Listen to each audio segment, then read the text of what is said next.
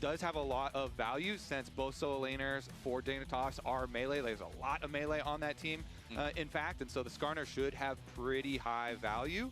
And the AoE and the team fight here from DSG do feel pretty straightforward for them to execute on. So I think they have set themselves up pretty nicely here in game number 1 versus Dignitas, and they did win the previous series, so maybe a little bit of momentum and confidence still riding high for them.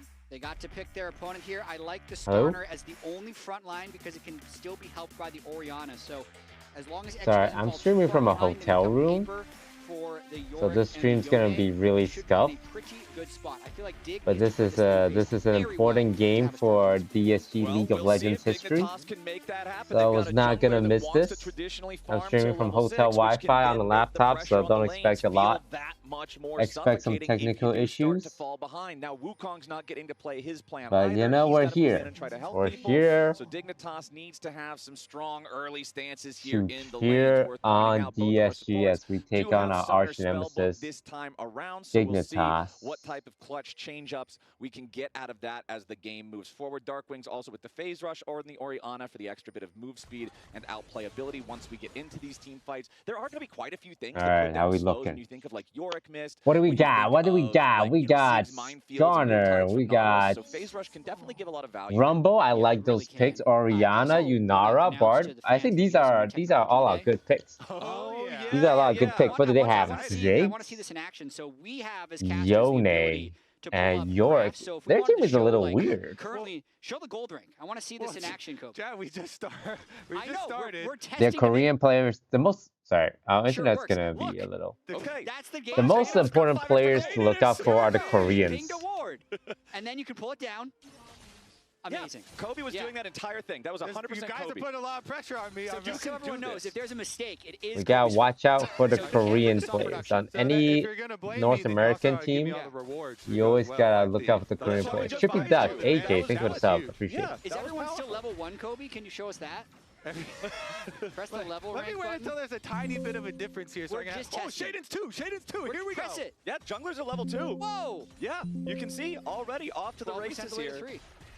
Okay, this is fun. Okay, so we're figuring out the graphics. We're locking things in here. As Suhi and Rahel are going to take early control over this bottom we hit lane. level 2 first with our Bard. Among bot laners, but not junglers. That's good. We're pushing hard in our bot lane. To show the summoner spell count, but it's also dead even still.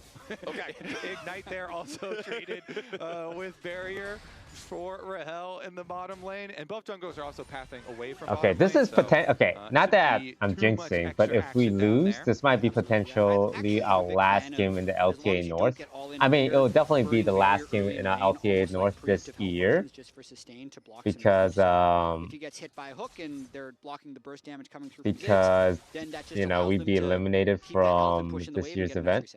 I mean, I feel like we've been seeing that a lot, especially more so recently with both barriers and heals, just kind of that idea. But we have to play promotion and relegation, and if we lose that, then we're out of the LTA for the next year. Anyway.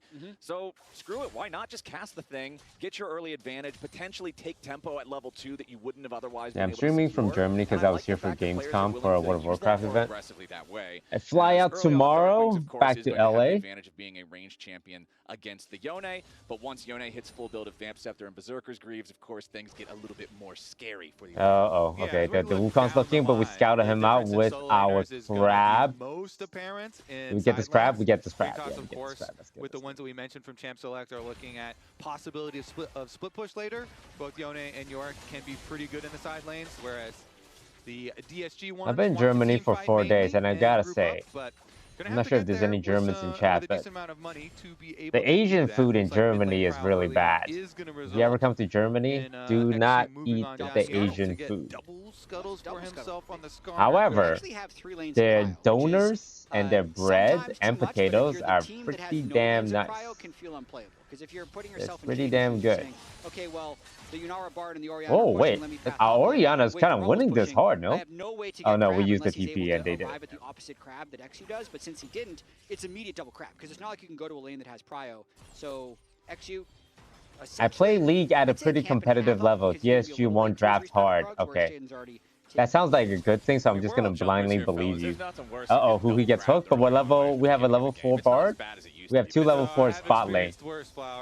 I imagine we want to fight, right, against a mage bot, because they're just gonna constantly push us. You actually have the lane prio, and you still go try and get one of those crabs in order to not get double grabbed, and you die for it.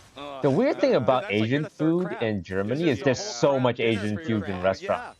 I thought the Asian food here was going to be lit because there's like 10 Asian fusion restaurants on every street. I'm like, wow, they really like Asian food. There's a lot of Asian restaurants in Germany. None of them are that great. Of course, without Impale available to cast, as soon as Ishtal's impact doesn't make impact, well, you're just kind of going to walk away, get a little bit of... So I just ate a lot of fries and you get 100 damage. meat, and I'm super backed up. Doing some eye contact with Shaden while Darkwings is getting free poking onto oh my god, how is Darkwings getting this much damage? Is this normal? Does Orianna beat Yone this hard? Trying to make him reset so he can't sustain with his Vamp Scepter and Doran's shield. They're really just slowly getting decent advantages in lane. If I'm putting myself in Shaden's shoes, there's not many places to go. The gank assist from an early game Yone or York is pretty pitiful, and the bot lane has been pushed in that has the one gankable assistance with Nautilus, so he's not happy. And the thing about the York, though, is I always do like... Wait, how did this Yone get so much health back? Much more into immobile. Almost out of mana on Ori. Just because of the fact that it's more likely to force out a flash or something super valuable to try to save. Oh, we canceled it. Rumble can't dash, Orianna can't dash. The only time that Yunara can dash is if her ultimate is active. So yo, stop that back, stop that back. Obviously, Photon wants to live in the side lanes. We went for lane. Wait, they went for lane swap. Did we lane swap their lane swap? Or did... Oh, here we go, here we go. We pop it off. Okay, we get the flash, we get the flash. We take it. As XU, Huhi, and Rahel try to make the move here for the 3v2, but don't quite get anything more than the summon. We take it. Yeah, free flash in a sense, because they should have been pretty obvious that both Yunara and Bard were going to be coming up to the top lane. They weren't able to match. Oh, wait, they want some though. They want some. Who's getting just taking a big Nautilus anchor to the face right there. Not where why are we not clearing that little bush? We know there's a ward in there, right? Yeah, clear that ward. Here at the end of August, alongside our normal shows on Saturday and Sunday, because after we eliminate our first 2 teams this weekend, next weekend we've got all kinds of stuff to do. We've still got to get some work done in the upper bracket, more work to do in the lower bracket, all sorts of things. But in this game, we still got a lot to do here as well, since the first dragon is alive. Nobody's putting early priority on him has just prio yet. on the dragon. Grubs spawning in 45 seconds now means there might just be a handshake for these objectives. And Grubs have a pretty high value for Dig specifically. Again, because they've got split pushing solo laners here, and they've got a Ziggs.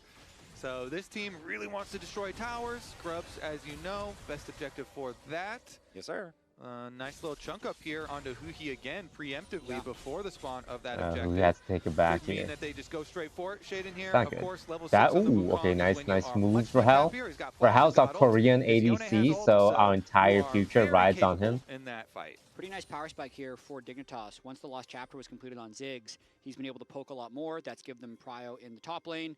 I'd say also XU used a little bit of extra time on that lane swap, so Shaden was able to catch up in experience, and they might be looking for a play right before these Grubs. Okay, let's see if look out! Okay. Oh, what? His ult didn't connect? What the heck? Yo, show us a replay on that. Underneath the tier 1 turret, so a couple of resources spent as the Skarner ulti is no I'm surprised there aren't. Oh man. We will see no flash on Isles as well. I mean, the Yone snapped back, but I thought we maybe would have connected on the knot. It was close though. Well, we can look here. We can look. They get TP. It's alright. Just chunk. Okay. All good. Get the monkey. Kill the monkey. Good monkey kill, and then it's a free Grubs. Wait, this Nautilus is out of position. Yo, kill this guy. Yeah, it's fine. Okay, we take it. And now Castle's coming in to clean up the rest of the mess. Oh my god, the Korean player! Yes! Chill this Nautilus. Chill him. Is ready to fly. Isles will be the next auto attack. Just a little bit more damage, you'll get it done. Yes! Seals the deal. Feats of warfare. 3 for nothing. 9 minutes in with all. Wait, how do we get feats so fast? This is so big for DSG. Wait, how do we get? Not only do they deny the Grubs to the split push team, but they also get 3 kills to set up the Feats Flowers. Look how much damage Shaden and Kaney tank before the... Oh, no, we didn't get Feats, right? We just got... And all it cost them is Rahel's flash. Rahel flashes the engage. from the Shade and Kaney combo, and they absolutely No, he did get a feat. What does it mean? DSG, What's the word for when you get two feats? Is there a term for that? Very good 5-on-5 team fighting. The game plan for them now is very easy. Go to your objectives, you know, win your 5-on-5s, keep snowballing these fights. Look, I don't want to shit talk until we've won, but it's crazy. It's crazy that Dignitas has been in this league for 15 years. And we were talking about bad and they're getting cooked. Game one, within the first 5 minutes, you know, I'm jumping to conclusion. But how do you get cooked by an org that's been in the league scene less than 10 months? You've been in this scene for 10 years. 10 years. Okay, so 20 gold for some grubbies? Not exactly the best result for your Cyclone here. And 2,000 gold is the I advantage. hope this doesn't age DSG. badly. They have advantages in every single position. And they're gonna kill the wife too. Kill the wife. No. Kill the wife. Be maidenless. One more shot. Yes. Okay, that hurts really bad because that cooldown, especially early on, is so long, and not having the maiden is a huge part of your power budget. So Photon definitely not enjoying the state of the side lane after losing that one. Kaney jumps in after Castle here, going for the Q3, but he won't find the knockup. Castle staying safe despite the fact that Shaden's around. Yeah, and we also talked about earlier how Dignitas needs to play really clean to have this team composition work. They have kind of 3 physical damage dealers up top lane, so Tomo as the only magic damage dealer needs to be really precise with the way they're bursting out targets. It's going to be pretty easy for XU to tank up now. He's already got an early Heartsteel. There's a lot of melee champions that he's going to be able to stack that off of. Probably going to go with armor boots. He'll probably be able to get feats of strength pretty soon if they're able to keep stacking objectives. This is just all coming up DSG, Kobe. Yeah, and I think that DSG are doing a good job because they know that the kind of only big out for Dignitas will be if Dignitas get their big engage on Rahel when he has the flash down. The dream, of course, for Dignitas. Yeah. Don't give him vision. No vision. Oh, how about we use this plan to destroy that ward? Yes, every little thing counts. Every little advantage. We take every little advantage. Oh, yes! Are we hitting a TP? We're hitting a TP as well? Okay, we stabbed the Yorick with the ult on the Ori. My team is so good! And we bought ulted the hook! Are you serious? Replay that shit. Replay that shit. He bought ulted the not hook. Mid-hook. Mid-hook. Good Flowers. They're so clean. They're cooking. They literally have done everything you could ask for them in this game. It's the momentum, man, of beating Dignitas, having the confidence, the self-confidence to be able to show me that replay. Show me the replay. You beat Dignitas. You know it. It's confirmed. It is written as truth. DSG, they understand the assignment, and the assignment is whoop on Dignitas. Do it again. Just keep going. This is such an incredible early game. We need to be able to see if they can execute the rest of the game plan, though, because even though they have a large lead, they're already 0 drift. Look at this. Look at this. This is clean. Right this here. is so beautifully clean. done by XU to combo that onto Look Photon. at this. Look at this. Teleport. And then also okay, well, I'll be honest. This Nautilus saw it and then went for the hook, and I'm gonna be no flame. But I feel like you can't be doing that. Like you kind of know it's coming. You have flash. You have hook. You gotta make a decision. Either you're flashing out of it, or you're not hooking, letting it hit you, and then you hook. I don't. You know, you can't hook with it coming. Keep on going kind of like clockwork around, Oh, flash for flash, we take it. Flash for flash. Plate's about to fall here in 25 seconds. That first Drake of the game is being secured right now by XU. This is a very late first Drake. Honestly, doesn't normally take this long into the game. We got Heartsteel on our grab. Remotely synced up with when the Herald spawns here just over a minute from now. Yeah, I'd say now for Dignitas, they need to just send multiple people to one of the side lanes to try and get some money on either the Yone or wait, what's up? Whoa, chill. Wait, guys, this wife is kind of beating your asses. Yeah, get out of there. Castle, you got this. Castle, you got this. Castle, you got this. Castle, you got this. You know what? We take the trade. Hell, we got the not flash. Flash for flash, kill for kill. To dive on the bottom side, so Castle knew that one was coming. being able to get one back, even though he falls, is worth it, because now his team's going to be able to pick up this first turret once Darkwing clears this wave and gets a few more autos in. Exactly. Still better for DSG. They get the 1-for-1. They get the first tower. They get new shoes. Nice, there nice, you go. nice. They're We get locked the in, man. shoes. DIGNITAS at least finally on the board here. 5 extra move speed across the board. Going over to Disguise, 6-1 on the kill count. They've got both neutral objectives so far, and now the Herald is spawning in less than 10 seconds. I fully expect them to be ready to fight for this one, but one thing that I will say is topside river vision control right now does belong to DIGNITAS. You can see they've got some wards in the jungle of Disguised around the blue buff. Disguise still has to move forward and try to resecure this area. And Darkwings is having a great game so far. He's 1,000 gold. I'm telling you, Wayne. Thanks for the graphic. This Darkwings pickup, great decision by our general manager. He hasn't been able to get involved in any of these fights, even though he's been there for the Rift. Hey, not even gonna lie, he wasn't option A. Option A was Pobelter. But man, is it paying off. We should be thanking Pobelter for not joining DSG, so we got Darkwings. No flame. Nobody's able to find it just quite yet. But it was one of the things that we talked about in the previous matchup from these two teams, because Darkwings coming in didn't have. I mean, Darkwing's doing really well. He's very confident, and he talks. He talks a big game. Yo, yo, yo! Protect our Korean! Protect our Korean player! Protect our Korean player! Nice flash!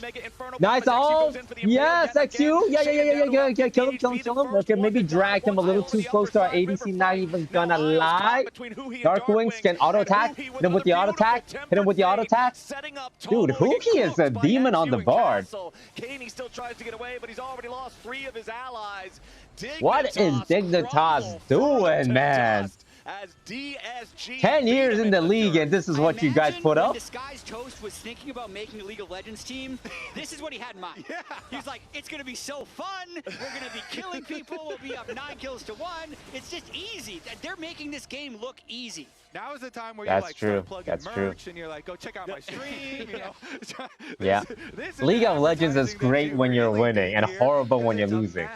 Both playing and watching. Every single objective, they're just cleaning up here. They get the Rift Herald after getting their kills. They're the ones with getting these early towers down. The mid one is so damaged already that I don't even think they need to use the Rift Herald to get it. They'll probably just siege up to kill that one by hand, and then you can have some real high value Rift Herald side lane ones.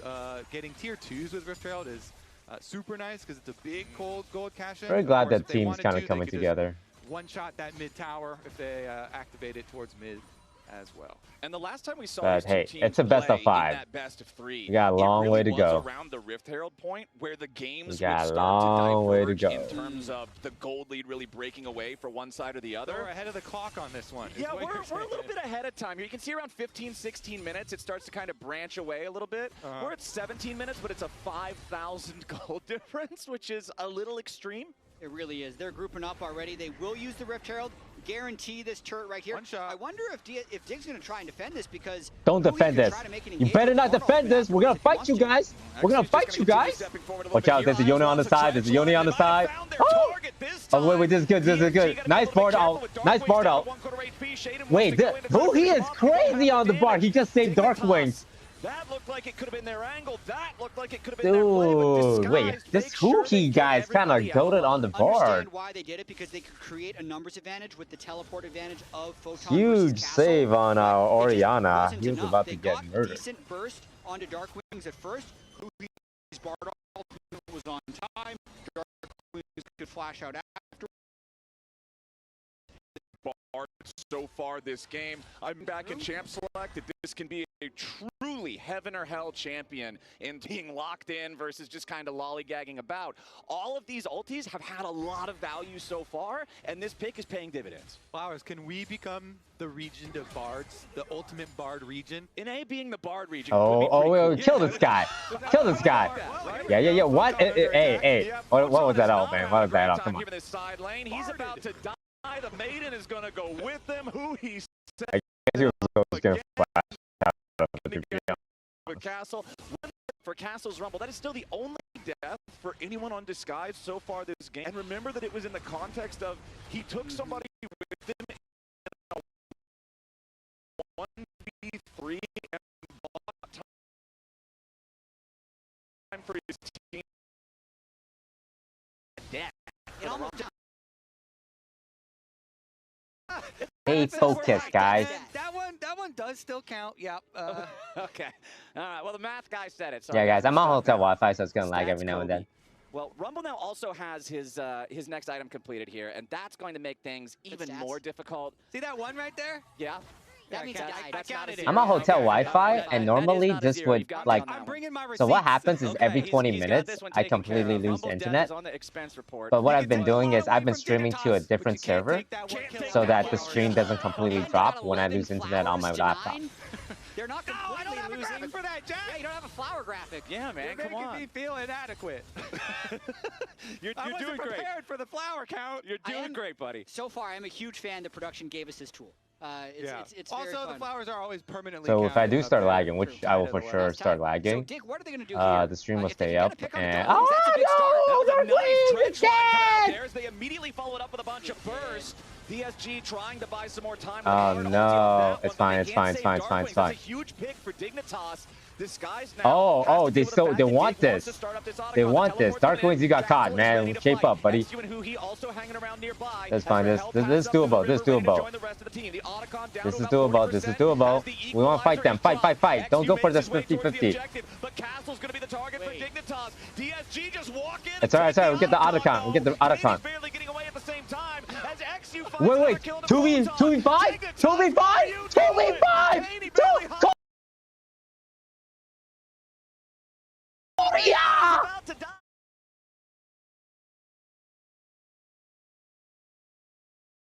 The Yone left alive, and who is this an ace? Is this an ace? Koenig's gonna try to snap back to a different throw a rock at him! He yes! continues to chase. He hits him with the rock. Disguised will take the Otacon, take the oh my god. And take our mid laner went down, our top laner went down, but XU and Spooky and Rahel just cleaned that shit up. Darkwings is sleeping. Oh, I can't believe Dignitas for the second time in our series just drops Otacon and lets us pick it up for free. This isn't the first time they've done this. This is a good, the Rumble Out was really good. Look at this Rumble Out. Spikes us right in. So it's burning, it forces the knock flash, the Tomo had to jump out. So we get the Otacon, and then it's like...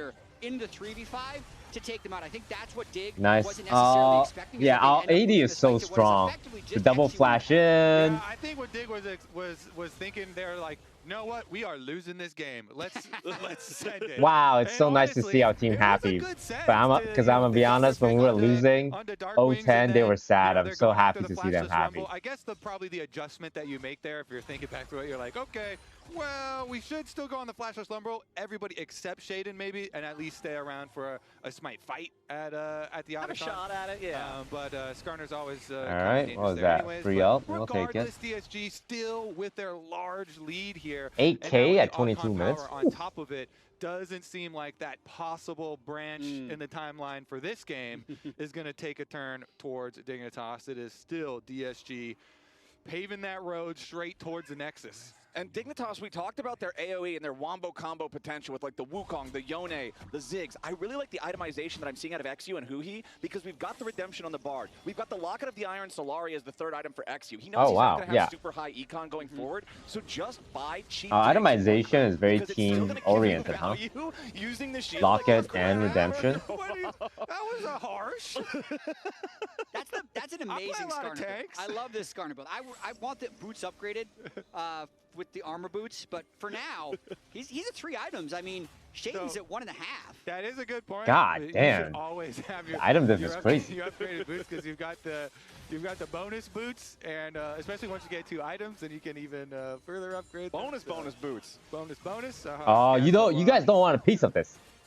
Well, nice. Okay, that was a little preemptive, but wait, why didn't you pop that? You need to pop that grass. That flower. We haven't really had big fight on the left. We might not have time just yet because they want to use the depth charge and go after Castle up here on the top side. Going to commit the Cyclone here too. They're throwing everything in the kitchen sink over at Castle. Damn. Still fighting back. And you know what? That's a trade at the bare minimum. They sent 3 there. For that last little bit of damage to trade Isles. Oh, double stud. Yo, this Huhi guy, man. Keep him on board. Let him pick Bard every single game, no? Twice that he has taken one with him. I mean, it still is like what you have to go for is attack side lanes. So, you know, they're sticking to the game plan, even though they're so far behind, still going for it. Allows us to get the dragon uncontested. Yeah, they get the objective bounty. According to Kobe as well, those 3 deaths do count, even if 2 of them were traded back for kills. So he's actually died 3 times. But also, if you're worried about this game being over, did anyone see IG last night? They were down 11,000 gold in a game, and they were able to win. So IG. Well, we comparing Dignitas to IG. So I would say though that one of these teams has a fed Yunara, and the enemy team is like 4 melees, and Yunara absolutely murders you when you group up with your teammates, because with the Runons and your Q active splash, it will actually splash back to the main target too. Splash overlap, so Yunara versus melee heavy Can DSG still go to Worlds? Yeah, we just have to beat Dignitas this week, Cloud9 next week. If Dignitas comes back, it's because these teams are bad. Because and probably Lion Gaming the week after. Actually threw an even bigger lead than this. Or Team Liquid. I see what you're putting down. Yeah, Team Liquid. Like, if the Shy rookie can come back from 11,000 gold, we have to beat. What can Kaney and Photon do? Holy. Shopify Rebellion beating Cloud9 was so good and bad. I think this guy is the limit. It's bad because I think Shopify is easier to beat. It's good because it makes Cloud9's team a little more beatable. Because everyone thought Cloud9 was unbeatable by anyone, but like, there's, oh god. Again, they really want to kill this Rumble, and this time they should be able to get him. Photon buries him there with the shovel. No trade back from Disguise side. Shopify showed that Cloud9 is technically beatable. Catch onto Isles. Tempered Fate would have collided with him there, but the flash out of the way keeps the Dig support alive. Personally, that type of 2-man collapse on the bottom lane is something that the rookie and the Shy would also do. Okay. So I understand the Dig. Their coaches talked about learning from the best teams. So the top lane is technically ahead in money against our top lane. You know what, guys? If they can do it, we can too. I imagine this was part of the pep talk. If I see the Shy in a Dignitas jersey next year, I'm going to know that this was like a premonition the entire time. I've just heard him talking about it. Dignitas still has a long way to go, though. They're staring down the barrel of an enemy team that's at Soul Point that still does have that 7,000 gold lead. Plus 16 on the Flower Petals is somewhere between like 1,000 and 1.5k extra adaptive force in stats. Like, that's not feeling great either. So they really do just have to try to continue to keep scaling, buy a little bit extra time for Photon in these split push situations. You still do have the gold aura around the objectives for all of that extra objective bounty money you can get if you can manage to set up this split push correctly, but Disguise doesn't want to let him. They're going to go straight for the Baron. Yeah, Rahel is super rich, as you just saw, so any fight that goes into Rahel, if he doesn't get one shot, he will be able to clean them up. Kaney does have teleport, but you have to teleport pretty early versus team. DSG will burn that Baron. Yeah, it might already be ready to go. Shaden's on the backside of the pit here. The Baron is down to about 3,000 HP. Shaden is still hanging around. Don't let him keep me in. Shaden wants to go in and look to steal it away. The Baron's down to no, actually, why would you let him? You gotta be kidding me. Isles is going to burn to death, though, as they try to escape. Disguise now knows they have to try to hunt these guys down, because Kaney is also split pushing in the bottom lane, taking the tier 2 at the same time. What are you guys? Why? That's a we gave 2 towers bot and the Baron. We got 1 kill. The ball, and what are you guys doing? I knew it. I knew this was gonna happen. Because, as you say, Kaney didn't even have to teleport in. That was 4v5. They just go. Like, what are you guys? Like, this is just so stupid. This is just so. This is just so stupid. Add any other word for this? Bomb actually was a nice little combo. Yeah, either all get on or all get off. Like, by Shaden. Well, like, why? Why? Trying to figure out if that was more like a rookie move or the Shy move, because they're making this a very legitimately close game. He's not letting go of this. No, he is locked into this comparison for this first game. So DSG is is IG. That's how I'm watching this game. I'm experiencing it just like LPL fans did last night. Okay, so we're locked in with our rookie and the Shy Dignitas. analogy here. I'm gonna cut that gold lead down to half of what it was, right? Like Disguise was up 8,000 something. Focus gold. up. It's now Can we focus up? Let's lock in here. This Baron is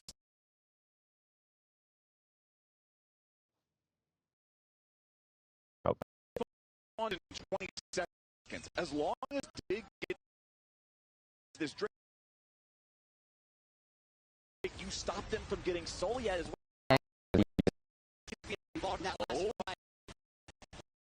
On here with the impale. I can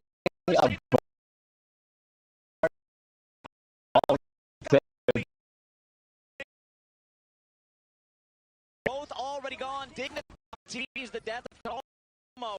The Dragon is not even the focus. They're going to a couple pixels. Here. I mean, they might be able to. It's hard to end versus Baron minions. Isles will be able to empower them for the next 40 seconds. So Photon's just going to be able to take as much gold as he wants here. As long as Isles can hold out on the other side. Cannot go any further. Wait, they're just sending one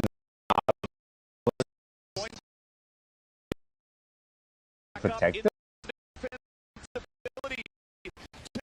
Oh, there we go. Back. Okay. It was a bumpy ride, but they'll take it. It spawned. They didn't have a time. Minion waves spawned, and there was Baron there. Not even close. Not even close. I mean, that is like the type of thing that DSG takes game one. That's the important part. Higher game. Remember the very first fight in the top of the map is for nothing. Instant feats of warfare. Disguise what is happening type of moment, but it never was enough to really get Dig all the way back.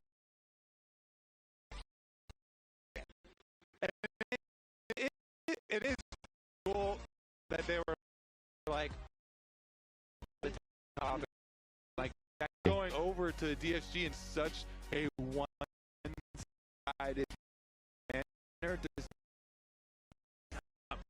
Game one though, and every game brings us closer to our LT. Come join us in Dallas. A good owner as we see who is the break now. Take a look at our comms. Voted on by chat. Here. 6 has no flash. They was hurt or? Watch. Look well. The shot real well. Yeah. You talked in too much. I'm fine. Yeah, this guy's behind us. Yeah, we kill him. No flash. Yeah, no flash, no. Okay, I can kill him. You want flash too? Nice. Guys. I should research.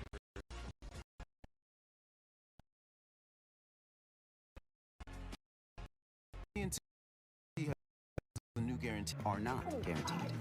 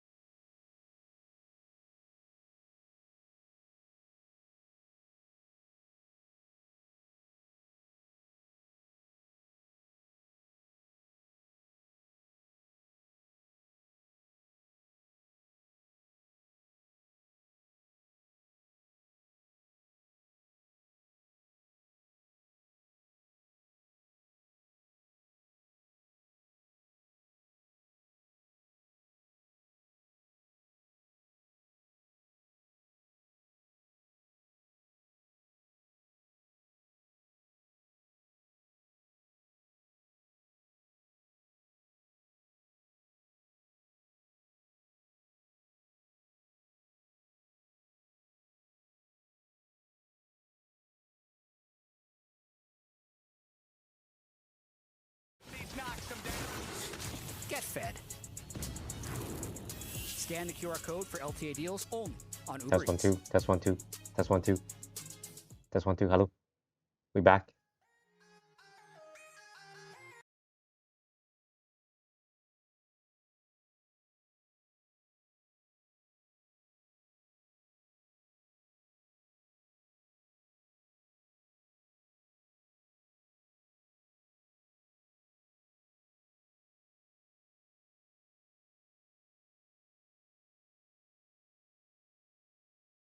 Wait, just hit Otacon, no? Yeah. Okay.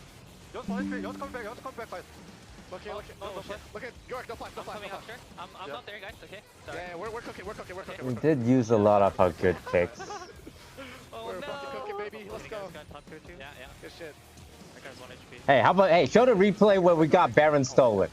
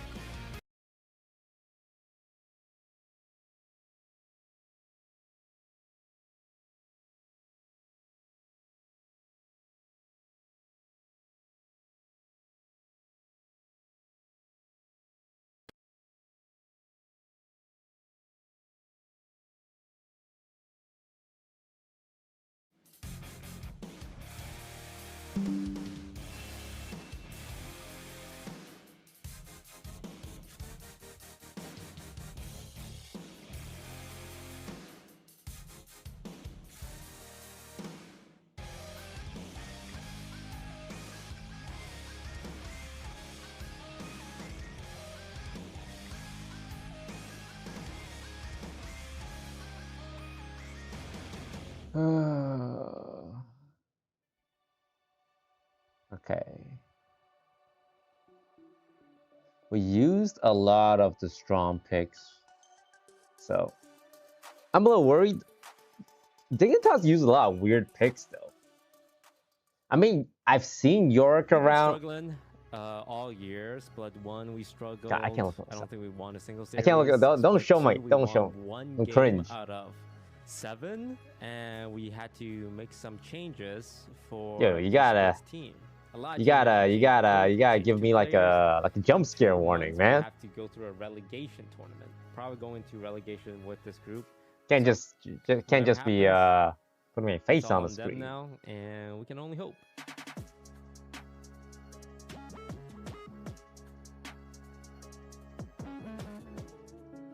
Coming into the split, I felt like I had a lot to kind of like prove. I think everyone knew that I was gonna be like probably like the worst mid, but I think I've gotten to the point where I don't think I can like say that I'm the worst mid anymore, and I think I'm getting like into that like flow where I can definitely like be a threat. I just need to like keep working on the things that I need to work on. Overall, I think I feel pretty confident about like doing decently well for the playoffs. Corey, thank you for the sub. 16 months. Right now, I think full focus is, of course, split 3, but also relegation at the end of the year. We need to get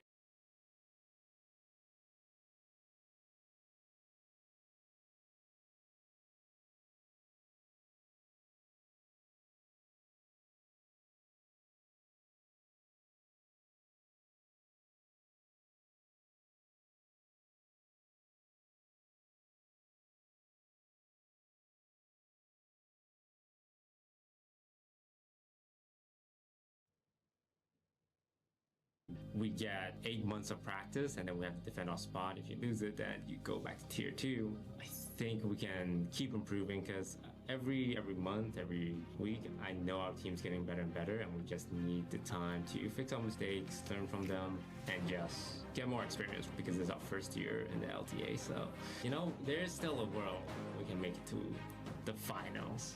It's going to be almost impossible, but there's a world where we figure things out and we can meet Faker and beat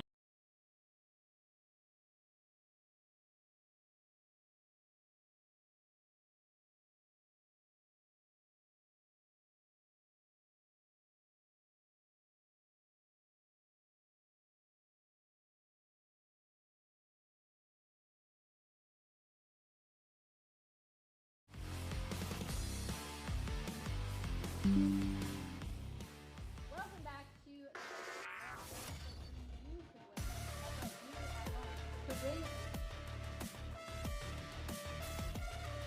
Welcome back to the LCA North Series, where you could win a trip to a event or.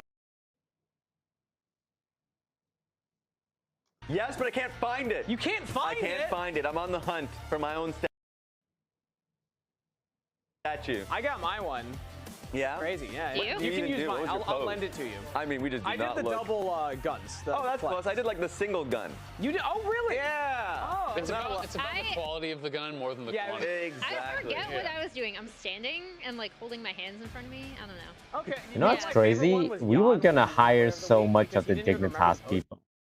We were going for their coach, we were going for the AD, and we're going for the top lane. Yeah, we're going to be going into, of course, game 2. Because we were trying to get Tomo, and we were trying to get Surdy, and we were gonna try and get the coach. But I'm just gonna say it. I had a creative art piece here. Okay, I want to. It is beautiful. You really want to show it to the audience right now. Yes, it's but they all went to Dignitas because Dignitas wanted to pay a little more than us. The builder. He's building this team up brick by brick. Could he build it? Can he build it? Can he build it? Yes, he can. Yes, he can. Bard build. Okay. Bard the builder. Anyways, continue on. I mean, That's everyone beautiful. has heard of Dig Baron, but that's old. That's washed. Yeah. That's like season 5. Yeah. Dig Baron is gone. Dig Otacon no. is the new thing. The new hotness. Yeah, I mean, they gave us Otacon for free, but then we gave them Baron for free, so I don't... So mine was also really similar. Oh my god, there man. There used to be a sign in... like, it didn't matter, but the fact that we're doing shit like that makes me worried for, like, a future matchup. Because why the fuck are we doing that? Why are we doing that? Otacon was filled in underneath. Like, come on. There's also a note for Jat as we get into Champ Select. I said, P.S. Jat, I will absolutely call Weibo bad. Yeah. Having watched them. There we go. Boom. So, banned out on the blue side by Dignitas. We have Annie, Vi, and Talia all removed on red from Disguised, Gwen, Azir, and Pantheon. We like Annie. Pantheon remaining on that kind of permaban red side list. This does leave Varus up for Dig to lock in. 75% pick and ban? Understandable. Renekton is actually quite good here too, so they can go towards it, and I actually love Castle and Photon's Renekton picks, so I think that would be an understandable early pickup. I say that, but I feel like both teams going to be able to like play Aurora as a flex, so that's something that both teams can kind of play around, and it's a good takeaway. Does anyone here know anything about competitive Pokemon? I've been hyper-fixated on competitive Pokemon this last few days, because I went to the World's Pokemon event, and it looked pretty fun. Are pretty flexible and actually like experimenting with a lot of different styles of champions, which makes them a lot harder to predict in draft. But Rise, I think, is VGC, a not pretty TCG. nice answer. Allows you to play through sides. VGC.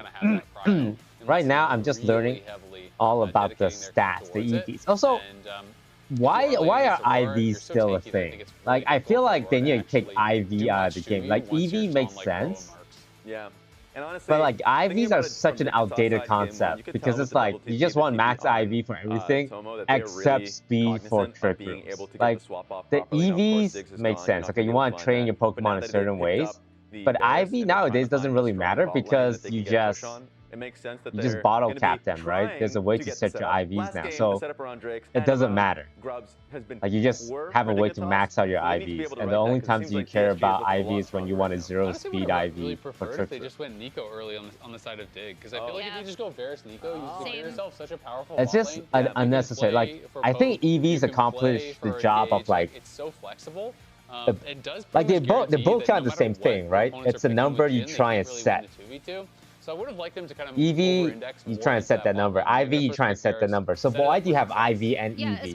Back when IVs, like where you can't set it with items, I feel like that made sense. It's like, oh, you want to catch the perfect Pokemon with the perfect IV. Sure. But now that they introduced a way for you to just set the IV anyway, why the fuck?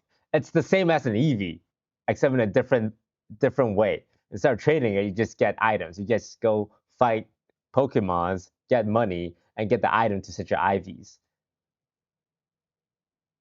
This is from the opinion of someone who has no experience with Pokemon competitive, and a lot of people would defend it like, well, that's how it's always been. Well, maybe it shouldn't be that.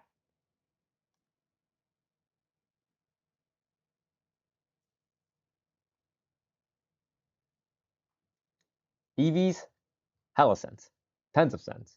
IVs is like maybe it made more sense back in the day when there wasn't a ways to set your IV, but now that they just give you ways to set your IV, it's like, well, do you really still need that?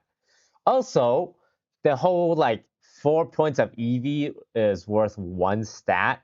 Why not just divide everything by 4 and make it 1 stat? Why is it like every 4 EVs gives you 1 real stat? Just make it 1 EV equals 1 stat. I don't get it. I don't get a lot of these obscure, like it doesn't take too long to learn, okay, 4 EVs equal 1 stat, but I just feel like it'd be much simpler if it's just like, okay, well, 1 EV, 1. I mean, am I crazy? Am I the crazy one here?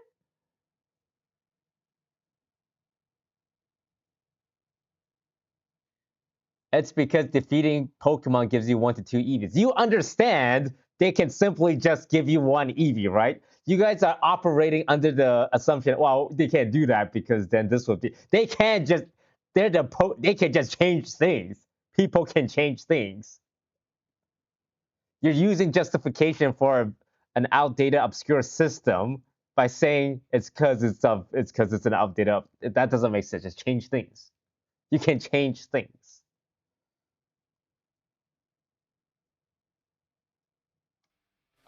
I guess you can go support counter pick and try to move Poppy into jungle. If it's not that, I just don't see how you're. I need to play competitive Pokemon because there's one meta Pokemon that a lot of teams uses, and I just have to use it. It's a grass poison type. And I think it'd be funny if I ever play competitively if I use that Pokemon because it's just. So at the end of the day, we basically blinded The Pokemon, it's called Among Us. I'm not making it up. I'm not making it up, guys. You guys might think I'm making it up. There's a Pokemon called Among Us. And the crazy thing is, it's considered a top tier meta Pokemon. S tier. And I just want to go to an event and have people say, wow, this guy's toast brought out Among Us. All right, thank you very much, Lounge. This pick ban, obviously, Azael does not find himself being a because Among Us has target redirection with Rage Powder, right? So he can protect your buddy. He also has Sleep, which is apparently really good. So you can't use him as like a disruptor. You sleep him, and then you pull attention, and you count. But apparently, you can't sleep grass type. There's all these like random immunities in the game as well.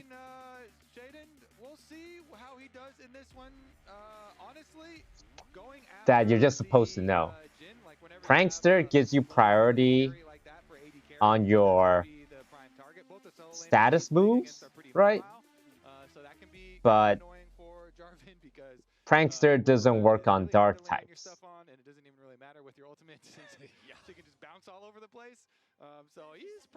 What else? I mean, this is just basic resistance, immunities, weakness.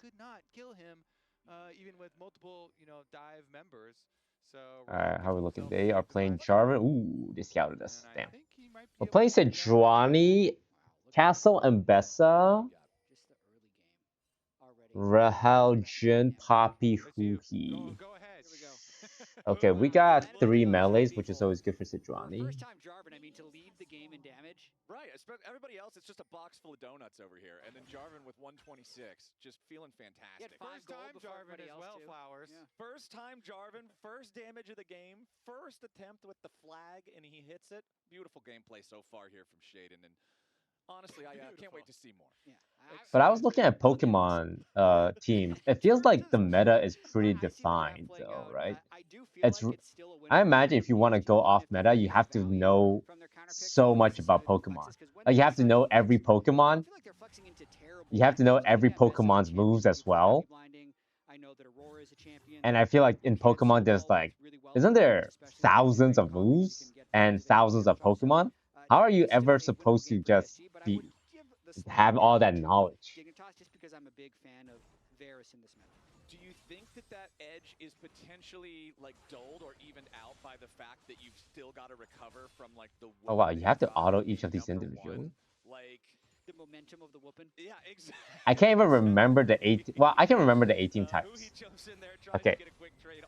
There is fire, water, grass, electric, normal, bug, flying, poison, dark, psychic, ghost, fairy, steel, rock, ground. Since DSG got Rahel, it has kind of revitalized this Dragon, so much ice. So I do like that XG What am I saying? down towards that bottom lane. And as you say, without the cleanse already on Tomo, you know, they can apply some pressure, even if it just results in like Missing one. missing CS down there for the enemy bottom lane. You can definitely set Trying to do my name. For success in this game here on the Jin, who he Fighting? currently is in the 1v2. And then, oh, I said rock and ground and name fighting. And fighting is 2x against normal, because when you beat up a normal guy, it hurts. And Ghost has no effect on normal, because normal people don't believe in Ghost. But normal has no effect on Ghost. And Ghost is also immune to fighting. Right? Is that how it works? Psychic is weak against itself. Dragon is weak against itself. Ice is good against Dragon. Fairy is good against Dragon. Oh my god. Oh my. Oh my god, this dive is great. Rahel! No! He took aggro from the tower. We used 3 flashes for that. 2 flashes. 1 flash. I don't think that was good, guys. I'm gonna be so real with y'all. We got flash out there. We got flash out there. I don't know if that was good. Burns it just at the end there, so we're gonna have flashes burned on both sides. So at the beginning of this one, Huhi actually. It's okay, Rel got the kill. Well, who got the kill on our side? Over to the side there, and then Tomo does dodge the W from Rahel. Yo, I'm hey, no flame Rahel, but where was the flash? Left behind under tower aggro there, and so Rahel also going down. But as we said, I'm pretty sure we flashed that, no? So you have that as well as. And don't someone in chat say, well, he's saving flash for a better opportunity. I'm pretty sure you're supposed to flash. It was actually just a Poppy Sejuani dive. I feel like if Rahel would have just flashed through the turret, it would have been successful, but he was likely not expecting the turret to swap to him the way that it did. Another gank, possibly. I think it's mainly Isles just babysitting Kaney right here for a little bit in mid lane. Yep, we just saw both mid laners take their first TPs a minute ago, make those first purchases, refillable in tier. What makes competitive, like the Pokemon that are used in the meta, good? Do they just have better stats? Do some Pokemon just outclass another Pokemon based on pure stats alone? I like how my League of Legends esports team is playing for like the most important game of their lives, and their CEOs on stream talking about Pokemon. And it's the early game. There's not a lot going on. That's not a very fun situation. Yeah, yeah. It feels like there are some Pokemon, like the meta Pokemons are just better. They're just better Pokemons. Either they have better typing, they have better. What was the 4-shot, Rahel? So it's not like they're getting anything by having Isles with the extra time up here. Photon would need but they were hoping to break the freeze, and now Castle's level 6. And the most confusing thing is the speed, because there's so much mind game when you build your speed, right? Because you want speed, but you don't need to like dump all your stats in speed because you don't have stats elsewhere. But you just have to be 1 speed faster than. Let's say there's a mirror matchup, right? And you want to build your speed to be. Oh my god! Nice gank XU!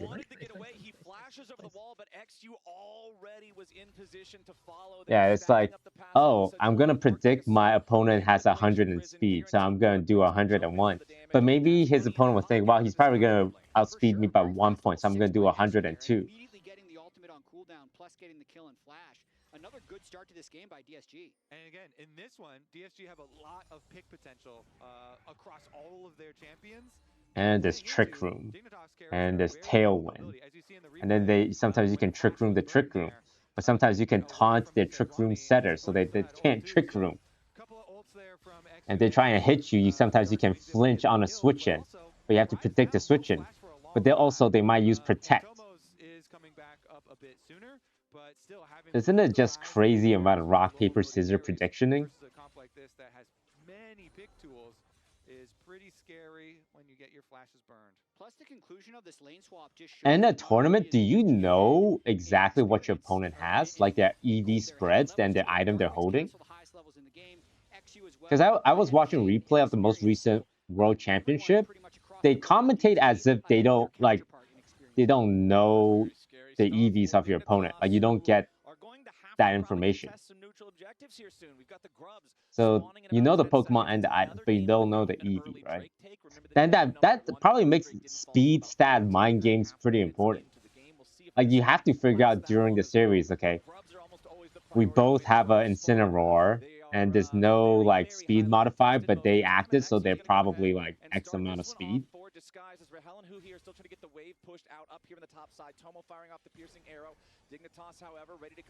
Uh-oh, they're looking. Oh, we got TP. Oh, we got TP. We got flash. They split up. Huh? Where'd they go? Huh? Who? We were about to gangbang those two players. Where'd they go?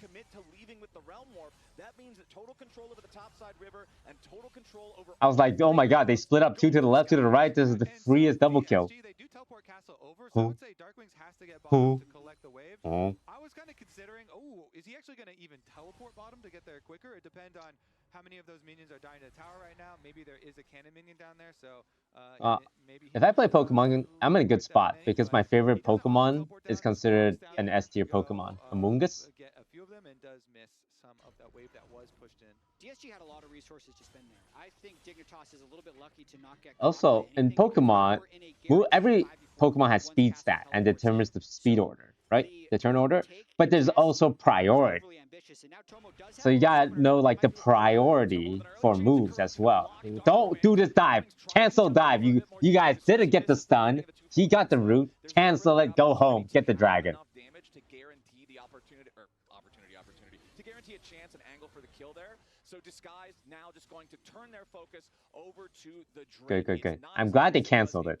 DSG might have still tried to salvage that dive. Objective of this game going Disguised's way. Just like that first game, they're controlling the neutrals in game 2. Yeah, the side lanes have been very good for them as far as these swaps, you know. Yeah. Also, stat stages. So you have your spreads, you have your EVs, you have your natures. There's also like mid-combat, mid-combat stat modifier, right? Your Pokemon's attack stat rose sharply.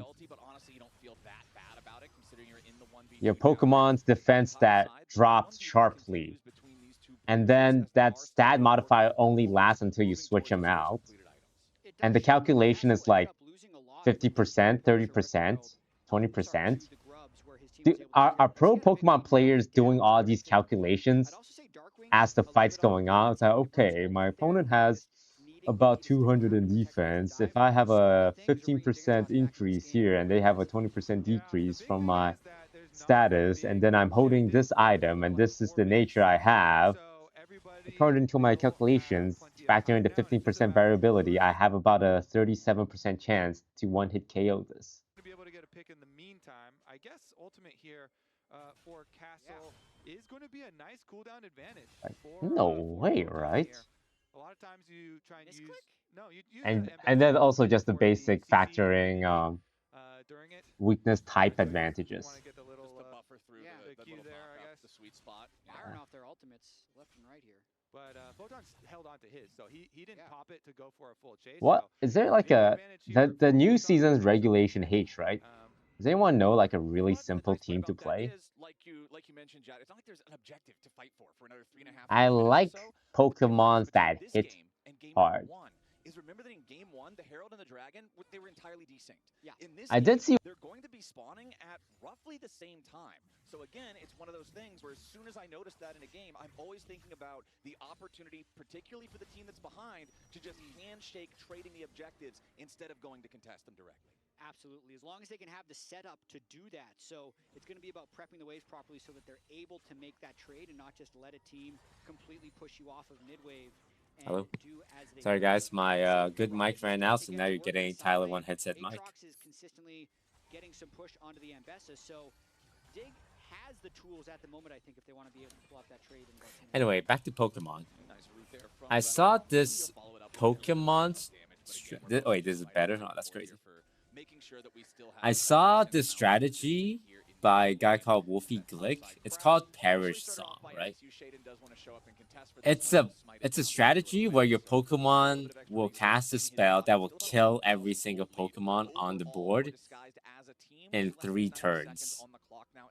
And I just thought that was so funny. Because it's like an OTK deck, right? And that's the kind of deck I gravitate towards in like my strategy games. And you counter it, so every Pokemon that is on the field after 3 turns will die unless you switch them out, right? You might be thinking, oh, why don't you just switch out the Pokemon? Then you play this other Pokemon called Gothio, where it has an ability that says, oh, your opponent can swap out their Pokemon. So you cast this spell, and then you play Gothio, and they can't switch it off. And then their Pokemon dies in 2 turns. I thought that was very cool. Oh, gank, get gank! Get the gank, get the gank! Get the stun! What are you... Dude, you guys! Okay, what? Okay, I don't get it. I'm gonna flame them. I'm gonna flame my players, because I think they deserve it. But no shit, he's gonna pop the flash here, right? Why did we not predict... Oh, we just triple flash, that's fine. Like... We're gonna go for this gank on the rise. We land the Q on... We land the knockup on Sejuani, and he's dead. And the only way he counters it is if he flashes it. But that's why we have a flash. We also missed the stun against the tower. I don't... We didn't need to Q and R off of Sejuani for that thing to land. Like, just Q, get the flash, then R. So, very big counter there from Dig. You know, Exu used his ult, Darkwings used his ult, as well as Huhi in the attempted tower dive on Kaney. Like, we triple ulted for nothing. One ult to hit for Dig, and that was Isles, and he got a very good counter there with the Rel. So that results in tower taken here by Dignitas. To I don't know, that was bad. DSG gold lead. Isles hanging around up here in the top side, just shadowing Photon in case there's any danger, any potential of an attempted dive. I mean, Exu is in the area alongside Huhi. Oh, nice. Okay, we got the engage. Let's go in. Let's go in on this. Okay. Oh god, we need to get out this gate. We need to get out. No, not the true 3-man knockup. Why are we getting 3-man knocked up? Okay. We got castle here. Okay, nice. We got saved. Oh man. Okay, no flame to Dignitas, but I feel like a good team would have wiped us there. They had a 4v3, got a 3-man knockup on us, but they did not convert at all somehow. Guys, careful. Rahel, what are we doing? Here? What are we doing? Why is our ADC? Why? Help out ADC! He's Korean! What are we doing?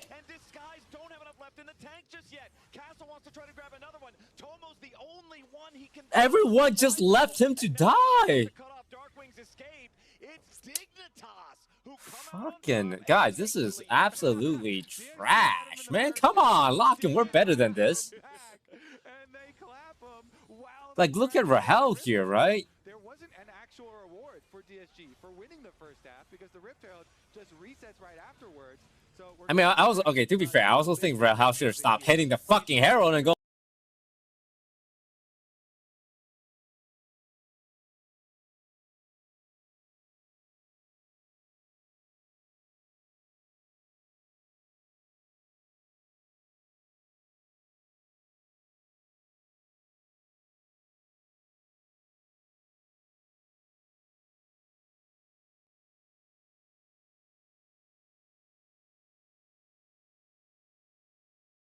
The first fight started with them trying to kill Photon, and then the second.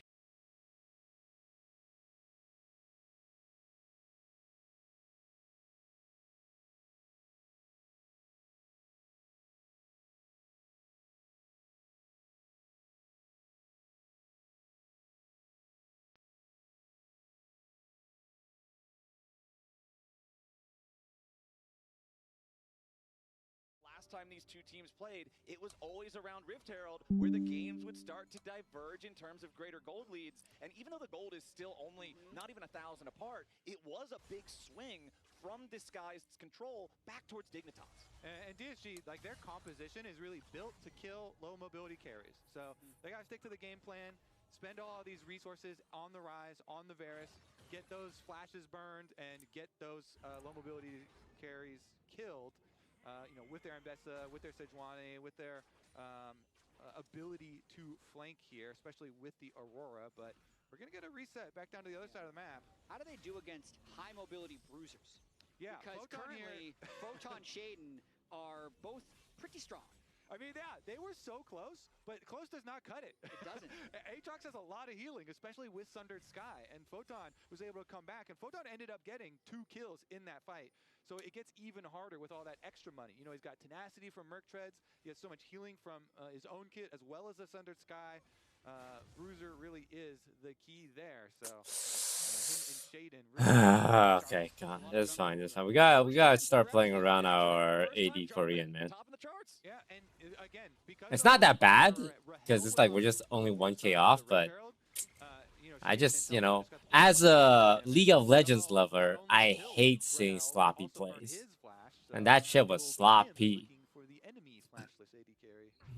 Well, it's 1 minute on the clock until Otacon spawns. So for Dignitas, it's time for a big deep breath, right? You've stabilized a little bit. The game is certainly winnable from this position. You are no longer behind. You gotta play it cool around the Otacon. I love Otacon. You gotta be cool. Yeah, get your blood pressure pumping. The debuff is so invisibly powerful. Yeah. And it's not like people don't know that it exists at this point, but it just gets you no matter what you do. And then we're the better team. I know we're the better team. If we like, it feels like when we lose games, it's not because like macro or whatever. It's just a really boneheaded decision. As much as it is, and to trick yourself, because you're thinking, oh, as long as I'm dodging most of his abilities, he's not putting stacks on me. But as long as you're in his pit, you're getting stacks if you're fighting him, right? Like that fight in the top jungle was horrendous, and our dive bot was horrendous. Dignitas will have control over this bottom side river here for now, but there is no Drake to fight over for the next 2 minutes or so still. Herald's going to be summoned up, disengaged there with the Keeper's Verdict, who he just launches Tomo all the way. Okay. Oh, we got picked here. Looking for a potential play here onto Kaney, but they can't kill him just yet. Dignitas okay, they're lit. Everybody back away. Disguised again. We can maybe get Otacon off this. Doesn't do good enough. We can get Otacon off this. They did get the flash off of Kaney in a big oh man, we're not getting Otacon off this? It feels like such a good engage. Unfortunately, we didn't get anything. The Otacon takes a long time to kill. Damn.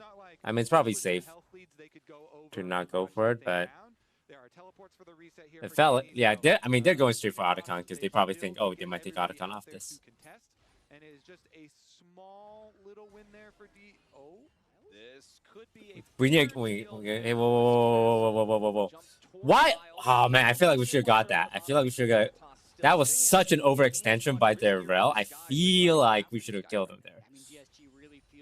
That was so egregious of a walk-up. It's a bit surprising to me with how close this game is, but I think Shaden with his ultimate is going to be looking for an engage. Oh. Finds his way onto XU here. The Sejuani's still very tanky. Isles and Shaden continuing to push forward. They've got the entirety of Dignitas behind them. They're moving into the bottom side jungle here as Disguised do not want to overstay. So what DSG want to do, because they used a lot of ultimates to get a flash, the cooldowns for your ultimates obviously come up way quicker. So they're trying to buy time here, and then they'll be in an advantageous point where Kaney still won't have his flash. We're looking for TP on Castle. That thing is back. The Jhin ultimate is back now as well. Now they are ready to reset.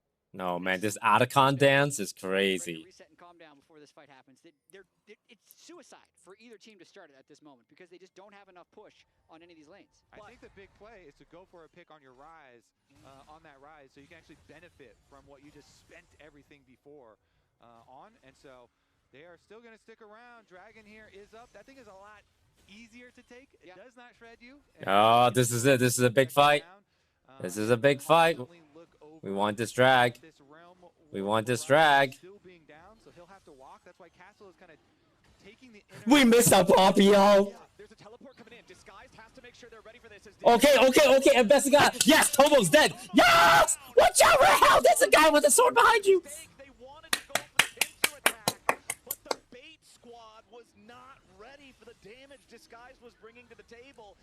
Nice, and Bessa ult.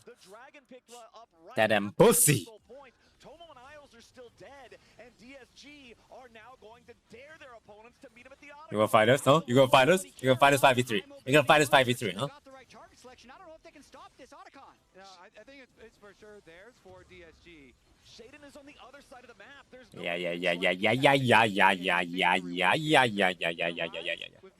We have smite, right? As a gold plat jungler, I'ma be honest, every time we team fight, I press my smite button and we do an objective after, and I'm too shy to say I use smite in the fight, and then the enemy jungle steal it, and I feel really bad.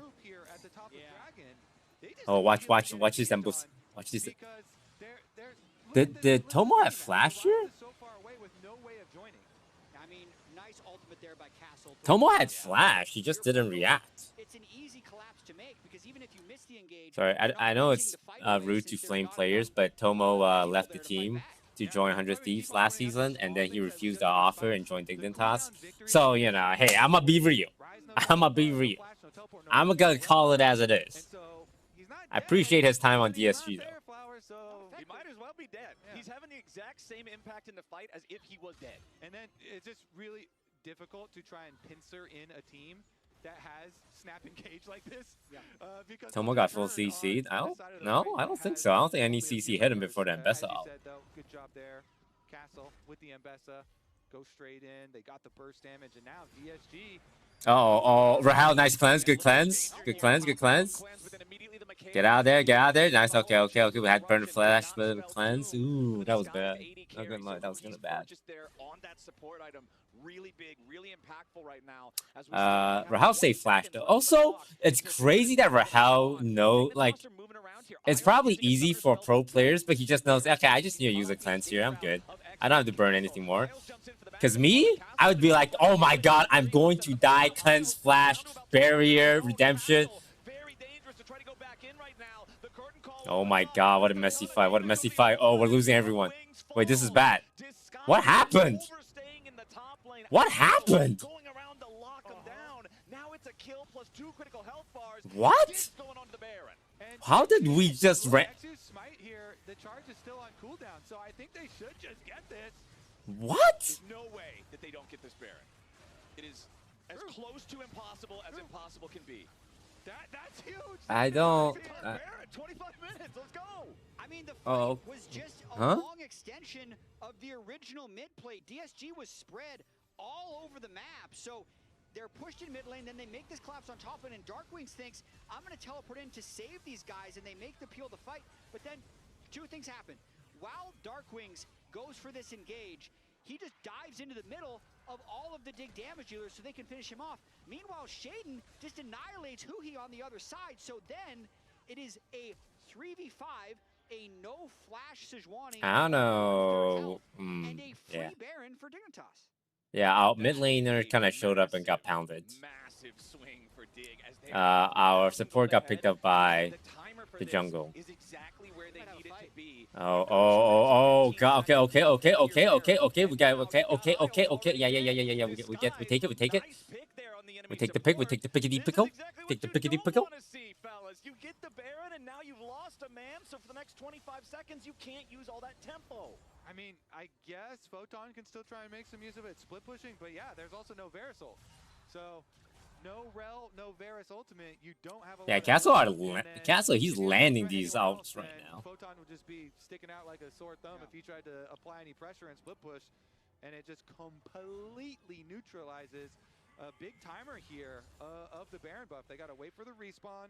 They are teleporting back out, so they're still trying to keep up mid and bottom lane. All right, 40 seconds on Dragon. In the meantime. And it is soul Did, point, so DSG would this is going to be interesting. But you also have to question if you have no waves. We have TP top. Like they know that do we want to fight for this, or do we say? I feel like you know, honestly, I would fight for this. We always say, okay, we have 3, we can. It's fine to give 1, but it always feels better to just fight for this. Every time we try and say, hey, we'll get the soul later. We'll get it later. We'll give the Drake. It's all right. We'll get it later. We never get it later. We never get it later, man. Drake spawning in 5 seconds. The Baron is still active on Dignitas for the next 45. And they very well could just take the secondary. I don't want to give. No. I don't want to give, man. I don't want to always give. Okay, we're giving. Whatever. Hey, either we're giving or we're not giving. Why are we still here? I don't get it, man. Nice. What are you guys doing? What are you guys doing? Why did we pick the worst of the 2 options? What the f— And Disguised is just not looking good at this point. Dignitas continues their momentum. One of the keys, Flowers. If you're gonna it's like, give it or don't. It's so, like, stupid to give it and then stick around for a 4v5. And then you go stare at it. I really like this. Is like Kobe is John Madden for League of Legends. It's fine. You're gonna give it up. Don't go looking at it. Yeah, you better leave it alone. If you're gonna leave something alone, leave it alone. I know what Oh, game 2 is sloppy right now. It's sloppy. The mistake, it's not even small mistakes. It's just like really boneheaded mistakes. Like mistakes that I feel like they should know better. Give it up. It's fine. I think giving up was a fine call, and then you just stick around standing around like what? Like what are you standing around for? It's a 5v4 Mbessa, you committed to not having Mbessa TP. Yep.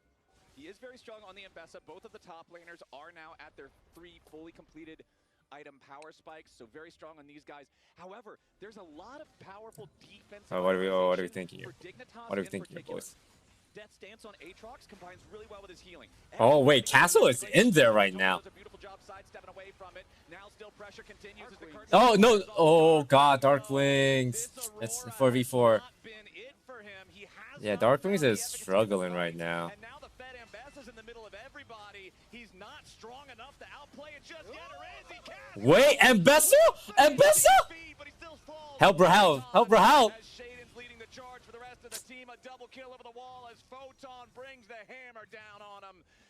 Dude, Castle did well though. 3 for 1. Heroic effort there by Castle, but the original engage was quite flubbed, and Darkwings found himself in the middle of the entire team once Yo, again. Darkwings, he's struggling this game. The last 3 fights, I don't think he's been a factor. This game when they can actually get into these messy fights. Yeah, let's take another look at it because it's also Guardian Angel. What? XU misses his knockup and his R. Look, I'm gonna be honest, XU, you can't be doing that. You can't be doing that, man. You cannot be doing that. Point blank Q into an alt miss is not okay. Come on, guys. Tries to pull some fancy moves here, and then he's going to be able to ult to the other side onto the support. Dude, Castle, look at Castle fucking cooked here. Kind of found a route out there, but Photon also had flash, so he just flashes after him, takes him down. Yeah, and then Shaden, knowing Rahel has no flash, just presses R, and that's the one guy he can definitely do that to anytime he wants. Yeah, it's fine, it's fine. Really the 2 Bash brothers. Oh, Jin's gonna have cleanse in a bit. That are leading the charge here for Dignitas. Of course, the Varus damage over the top here with the arrows. Baron 10. Very nice as well. I don't think we're not like super far behind. Like we're definitely struggling right now in these fights, but like money for money, we got 3 Dragon with an Otacon. I think resources are closer than it looks, but we're just making. These decisions are a little rough. Okay, this is good though. I mean, if they want to start Baron on this, it's fine, it's fine, it's fine, it's fine. If they let them peel off. Protect Rahal! Protect Rahal! Yes, yes, yes, they don't have ult. They don't have ult. Who's watch out AD, bro, guys! It's fine. What are you guys doing? You four-man did your AD get a pick? Everybody else on the team has to try to get away from this because Photon and Shaden are continuing their march forward. Over the wall goes the Aatrox. World Ender's ready. Kaney's swooping around from the side. Castle gets locked up there in a rune prison. Now he's trying to turn it right back around. Okay, wait, Castle is trying to solo them right now. What the why? Help the fucking Koreans. I'm gonna say it. I need you guys to look at who the Koreans are on the team. Okay, never mind. I forgot. We're up against Dignitas. I forgot. We're playing against Dignitas. I always forget. It doesn't matter. It doesn't matter how dumb our moves are. I forgot we're up against Dignitas, right? Castle is having such an incredible game. Castle, you're thank you. Castle is he's literally single-handedly saving this game right now. And it's only possible because Dignitas, their AD is like, I'm gonna walk into this bush. Oh my god. Oh my god. Oh my. Everyone else on Dig was resetting. That's why you've got to all recall at the same time. Dude, I can't, man. Our gameplay this game has been so bad. But Dignitas is gonna Dignitas. We get Soul Point and Baron. Like, I'm so happy we got so much, but this feels like I'm taking candy from a child that does not play League of Legends. The fact that everyone else on Dig decided to recall it red, and Tomo said, I better go check to see if there's a control ward in this bush, was a mistake. Or an Ambessa in the bush. Did find the Ambessa. That was crazy though, because yeah, the escape in itself from Castle. I can't. You know, Ambessa, and he used the Castle really is playing out of his mind right now. But then you can never like be relaxed in that moment, and they thought they had fully chased DSG all the way back to the base, but Castle still looking for the opportunity. But you guys see the potential with this team, right? The potential is there. I think if we can just stop making horrible decisions, we'll be good. Like, can we make some small decisions like bad macro, a miscomm, like a slight bad team fight? I think that's fine. Our mistakes are like, okay, here's our ADC. Well, all four of us, we're gonna ditch him though. And we're gonna go chase, not get a kill, let our ADC die, and scatter. Pushing towards the tier 2 down here in the bottom lane. Should be able to just brute force this one down. They'll take that, move back up to a 2,000 gold lead alongside the extra little bonuses from all the dragons and the flowers. The Infernal Soul itself also contributing a lot of extra damage now. When you vote, positioned in a way where he could try to defend mid if possible or move down to the bottom lane to help the rest of the team. Castle's just going to keep putting the pressure onto the tier 2 over here while everybody else on Disguised is waiting for that next wave to start trying to break into the base in bot lane. Keep in mind, this is an elimination game. If DSG wins this one, Dignitas could be eliminated from the year unless they win 3 games in a row. So it's important to make this defense right now. Darkwings, don't take it. Darkwing, don't take it. Darkwings is taking a turn. Nice. Oh my god, he curved that shot.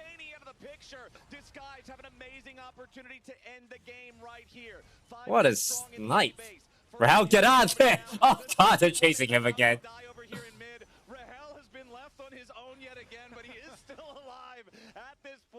All 3 inhibitors wiped off of Summoner's Rift.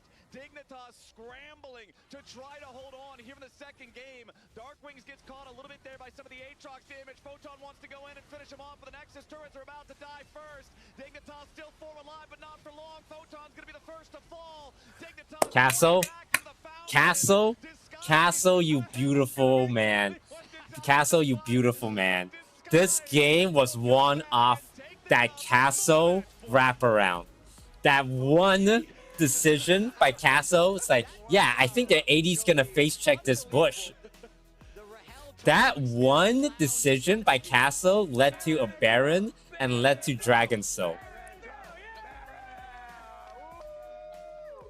It came It wasn't them starting the Baron and throwing, but they were trying to back at the Baron pit, and then they get caught. I would like to state for the record that I began chanting Baron throw about 40 seconds ago. It's true. Azale manifested this. I could feel it. The moment he started the chant, I was like, I want to see a replay on that. Raz was the first adopter. Yeah. He saw the light. I didn't buy it. Also, Raz, you're nice having you aboard. Of course. God, I need to see what was being said. Yeah, we're out then. I'm fine. Bears can't play. Yeah. No Jarvan. Or Jarvan has ulti still. Aatrox no flash. I got Aatrox. Just end the game. Nice. Good job, guys. Top cap. Nexus. Yeah, Nexus. Nice. Top cap. Top gap. Top gap. Top gap. This, Raz, since Okay. you're the biggest Castle stan Of course. on this, I drew a little castle for you. I had to update. Oh, yeah, okay. From Baron throws being crossed out to Icon being crossed out, we're right back to step one. But I think the important thing is kind of like how we set up with the good, bad in the waiting room. It looked good for Dig, right? I know. There was that fight around like about 25 minutes, I think, where DSG, this is where Darkwings is going to end up TPing in to try to save his comrades in Castle and XU. The biggest thing here, though, that they pointed out is that Shaden is just on to Huhi and Rahel, right? So they're not going to be able to loop in and join in the fight. Darkwings ends up dying after trying to save them, and this is where I was just like, okay, this was a bad fight. Really good position now. They were already looking pretty good in this game, but this is where they're going to take over. That is not where they took over. The only thing that's hitting my mind right now is basically Baron being Thanos, being like, look, you thought you were going to be good, but where did that leave you? Right back to me. Right back to me. Half the population of that game. Yeah. Just like that. And it was, I mean, right before that, it was looking good for them at the Baron, but then it's like they're able to take out Rahel to the side, right? Like he's all alone. The rest of DSG, they keep chasing the Rel. Emily, you kept shouting, stop chasing the Rel. Stop chasing the Rel. This was not the first time they chased the Rel. That's why. I can just feel it around this moment. Yeah, this is when you start where you're chanting. like, wait a second. There's like 4 of them without ultimates. Isles is really low. Castle's really strong. And you start to see, well, maybe this could go wrong. And then Castle did a really good job of kind of fighting his way out. And the fact that Dig didn't just fully back off from this spot, and then the chance started getting loud. Yeah, it was here when it really crescendoed. I started really feeling a bit more confident. Tomo here getting caught. I mean, Castle just such a difference maker in this fight. Yeah, I bet they didn't think that DSG would approach without an AD carry, because I was like, okay, that's Dig crazy, this, man. Like, they're way too low. DSG doesn't have an AD carry, but also, 2 of them just died with him. Hey, if that was me, I'd be like, okay, I'm leaving. And that's insane. So like, I'm not trying to save my AD who's gonna get one tap by an Mbessa. I'd be leaving, but they still trying to save him. And 2 more died. 4-3 in Dig's favor coming in. Now DSG actually have the head-to-head win. They've taken it. You can kind of tell that the Dig team is just not on the same page. I've seen this before on my Valorant team. No Flame, you know, RIP, DSG Valorant, but I did the vibes being so bad that even when things were like doing well, you just know they're not on the same page, and the only times they can win is just by overwhelming early leads where comms aren't that important. For less gold. Scan the QR code on screen, click the link in chat or the Uber Eats button on lolesports.com to access the champion shop featuring exclusive deals and 50% off on Uber Eats. Game 3 is coming up after this short break.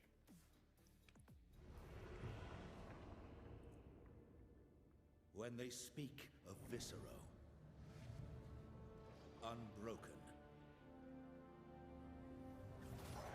undefeated,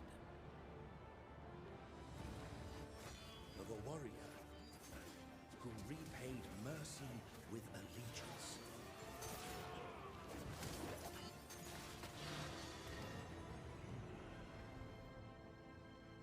When they speak of the king's chosen protector, the prince's beloved mentor, Demacia's honored seneschal,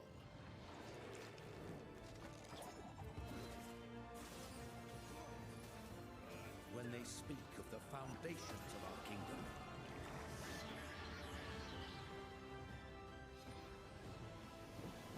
makes a true Demacian.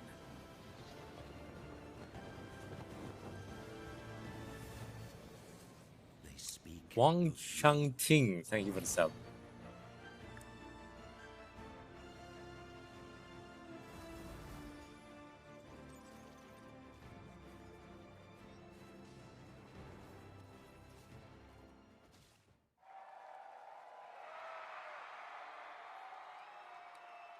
Red Bull gives you wings. Imagine this. The League of Legends World Championship. Energy's electric. But how did you get here? Hit the League store, save your Freedom Flex MasterCard, made a purchase. Boom! You're in. 3 purchases, 3 chances each week to win the grand prize, a trip to Worlds 2025. Plus, a chance at 7 weekly prizes. Sweepstakes runs August 2nd to the 25th. Scan the QR code or go to the URL to learn more about free entry and official rules. You in?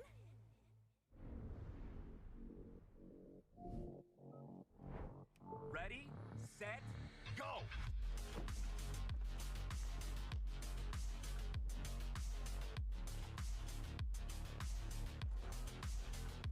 Guys, I'm at 47%. what do we do if we lose relegation? I'm at 50%. Boom! 80%. Winner! Though I'm so sad Shopify beat Cloud9. Because now we have to play Cloud9 if we win. And they're a little scary. I really want to play Shopify instead. Like, I think playing Shopify, even though Shopify beat Cloud9, I still think our odds against Shopify because we actually beaten Shopify before.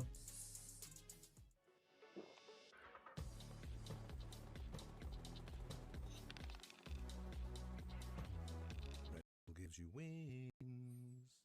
Yeah, how did Cloud9 lose against Shopify?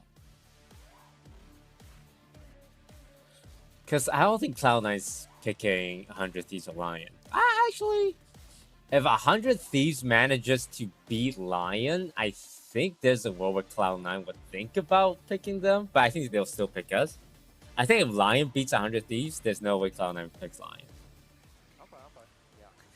So, because right now, you know, I don't, you know, I'm not gonna leak anything.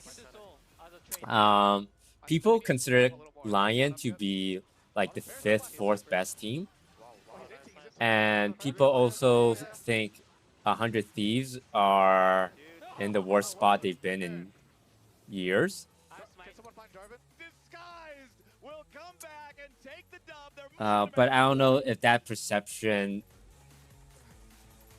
is enough to make Cloud9 pick 100 Thieves over us. Because I think because DSG was the bottom team for 2 out of 3 splits, a lot of people still think we're like number 8, like the worst team. But split 3, I think split 3 is actually a little different. But it's hard to say because the only team we're beating, is Dignitas. It's so hard to judge our strength. It's like, okay, we get it. You guys are better than Dignitas. Like 100 Thieves has 0 wins this split, but that's because they have to play against like not Dignitas, right?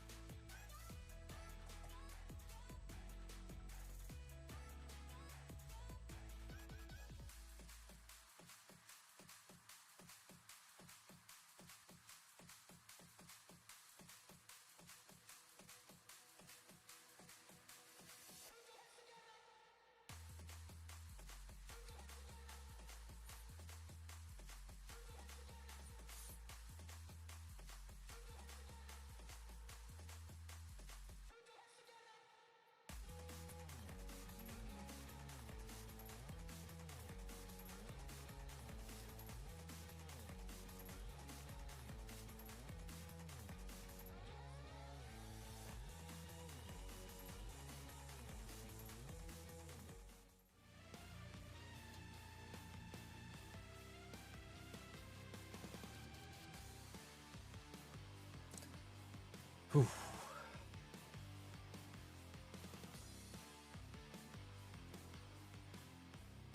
Welcome back to the LTA. Every game. So we want to beat Dignitas here, obviously. A 3 would be nice. We want 100 Thieves to actually beat Lion. And pray to God Cloud9 picks 100 Thieves. Or we just, honestly, let's just beat Cloud9, to be honest. Why don't we just beat Cloud9? Saturday and Sunday, we will also be celebrating Season 3 and the Trials of Twilight.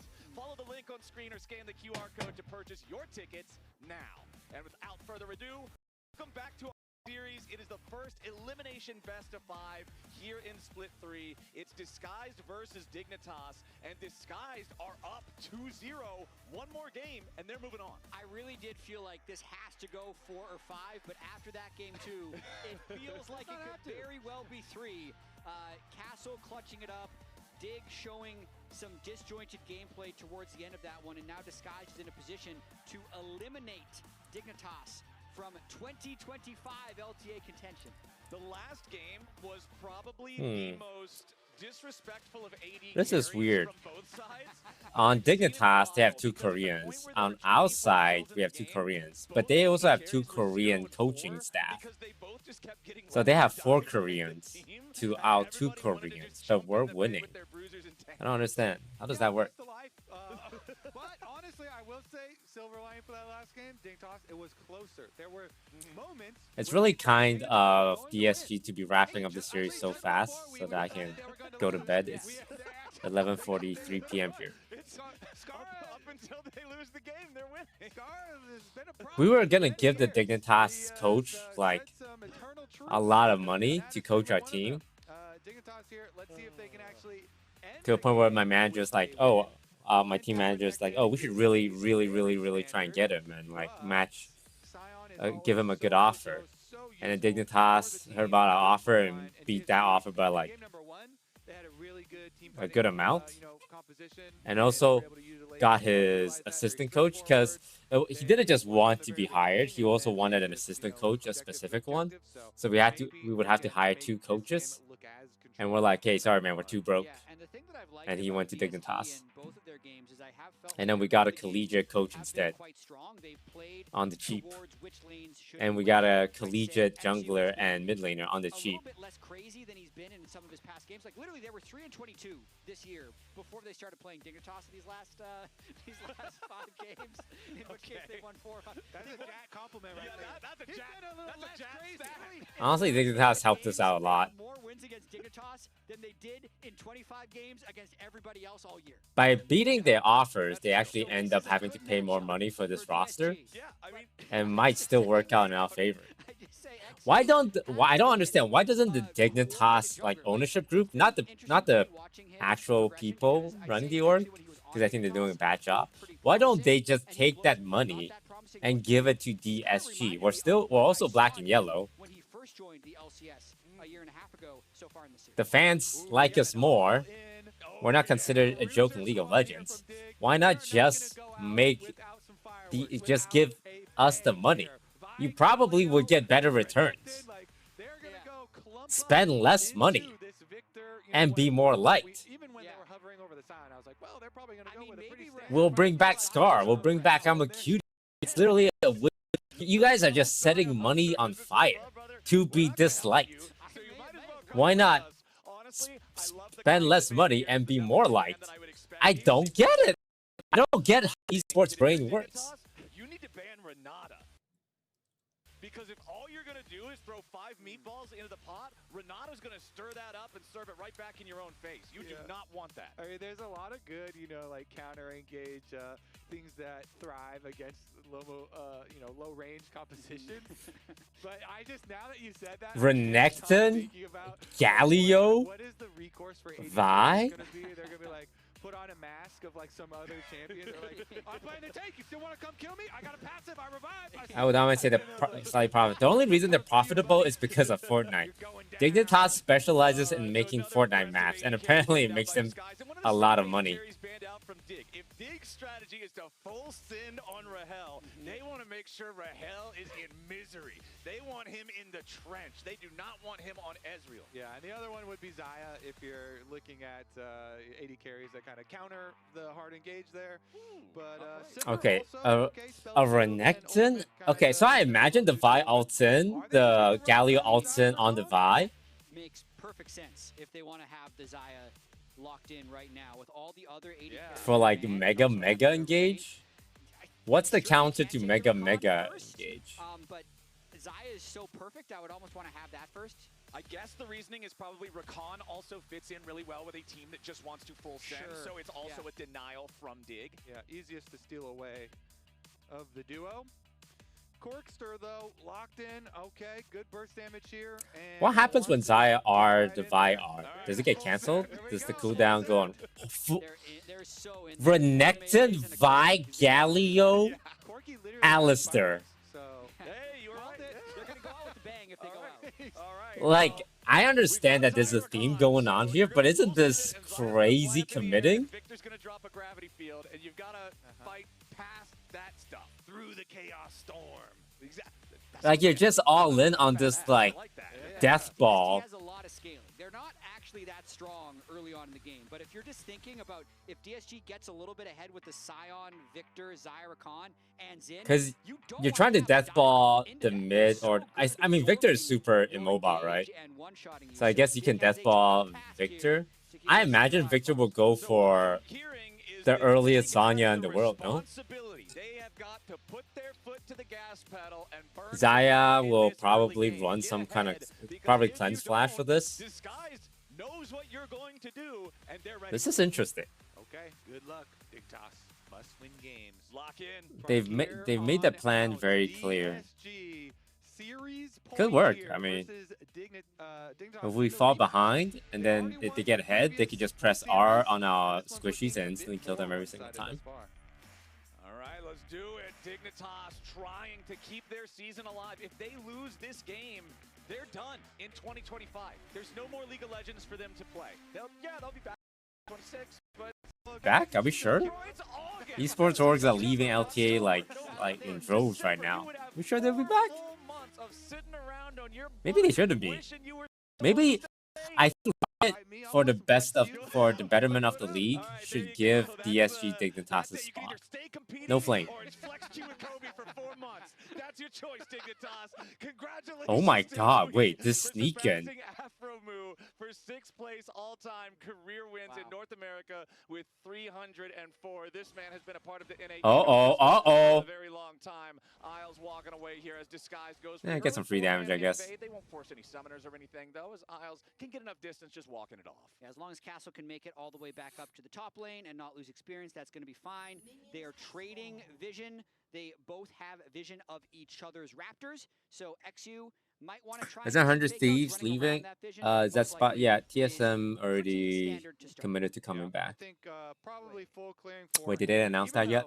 Xin has a good individual matchup. A lot of the lanes just kind of want to farm for DSG. It can be really nice if a fight does break out, like a little skirmish, for Victor to just get like some assists and stuff for takedowns to get like accelerate. Yeah, we wanted the 100 Thieves spot, but I don't think. You know, it's unfortunate because I think if our team was in shape, should just be farming on the menu for them. And there's a world we could have maybe negotiated for it. But I don't think Riot wanted to give us that spot because we were 0-12 and they're like, man, we really, you know, if we sold the spot to DSG, it's just really bad. It's not a good optic. Relativity. How are you compared to your opponent? Difference. You can see it makes a huge difference. Oh yeah, yeah. We're Kaney's all the way down there at 650. Darkwing 731. That's, I mean, proportionally, he's so much further ahead. All right, Shaden clearing through his jungle, going bot to top side. As you can see, the opposite. Collab with DIGNITAS like Moist and Shopify. All right, does anyone know the DIGNITAS CEO contact? Well, you don't want the DIGNITAS CEO. You want Yeah, I don't think so either. Unless we see some type of. You want the CEO above DIGNITAS, right? The investors, or maybe it is DIGNITAS. Oh my God, Darkwing is putting in the hurt on this guy. Just full clear and a scuttle crab for both junglers. Potion already being chugged by Rahel on the bottom side as well while they're pushing up. Obviously, Kaney on screen is also dry and going to have to go back for his teleport. I wonder, is his purchase going to be a little weak Going back so early. I mean, for what it's worth, Darkwings is going for a more lane dominant spec here with the Airy on Victor, so he's trying to take advantage of that early rune to at least get a slight gold advantage, because he's going to be more vulnerable later on in the game not having something like Phase Rush or even something like First Strike if he's trying to farm gold. And his Scorch as well has done over 130 damage here, 131 so far in the early trades. Obviously, in your range versus melee, you're going to get a lot of value out of stuff like that, because he's constantly... Ooh, big root, big knockoff. Nice, nice, nice. From Disguise, chunking Isles down to about 250 HP, catching him on the very edge of the grand entrance there from who. Castle is in trouble. The walls are under siege. He turns it around beautifully. Buries him in the moat. Shaden too far forward, punished. Castle is the GOAT. Literally, he won them the last game. The GOAT of the moat. If I am XU right now, I cannot believe this Vive flashed in top laner just got ganked. on a Scion on the tower, knowing what Scion's have. Like, he knows Scion has a shield. He knows Scion has a knockup. Of course we're gonna see it again. I mean, he just has the W. Shaden, Like, the damage calculation wasn't even close either. He still had 200 HP. He even... That's a tilter. Yeah, a tale of two facial expressions. On that as well, I mean, he's just trying to add on to his last. Like, I don't mean to be rude. I feel like... The solo kills on Scion, but he actually has this one already. So I feel like, yeah, at this level, you gotta... If it was close, if it was like 100 health or something, yeah, it's like, okay, I get it, you know? But the best case scenario there, it's still a trade. You can think whatever you want. I'm not going to stop you if you say it either. Castle might get sniped by LCS teams. We had a team offer to trade him this season. I can't say who, obviously, but he's been asked about a few times. He's definitely considered to be a good top laner by teams in the league. Broken there. So anyways, back down to the dragon though. Yeah, we got a bit of a problem though. Photon going in here with the dominance finds a lot of damage onto Huhi, but not enough to actually really threaten him all the way just yet. Here comes your heroic entrance, but Kaney's not going to get nobody either. All right, XU, nice W flash. I like that. Wait, does Galio decide to? Okay. Get out. Oh, this is bad. All good.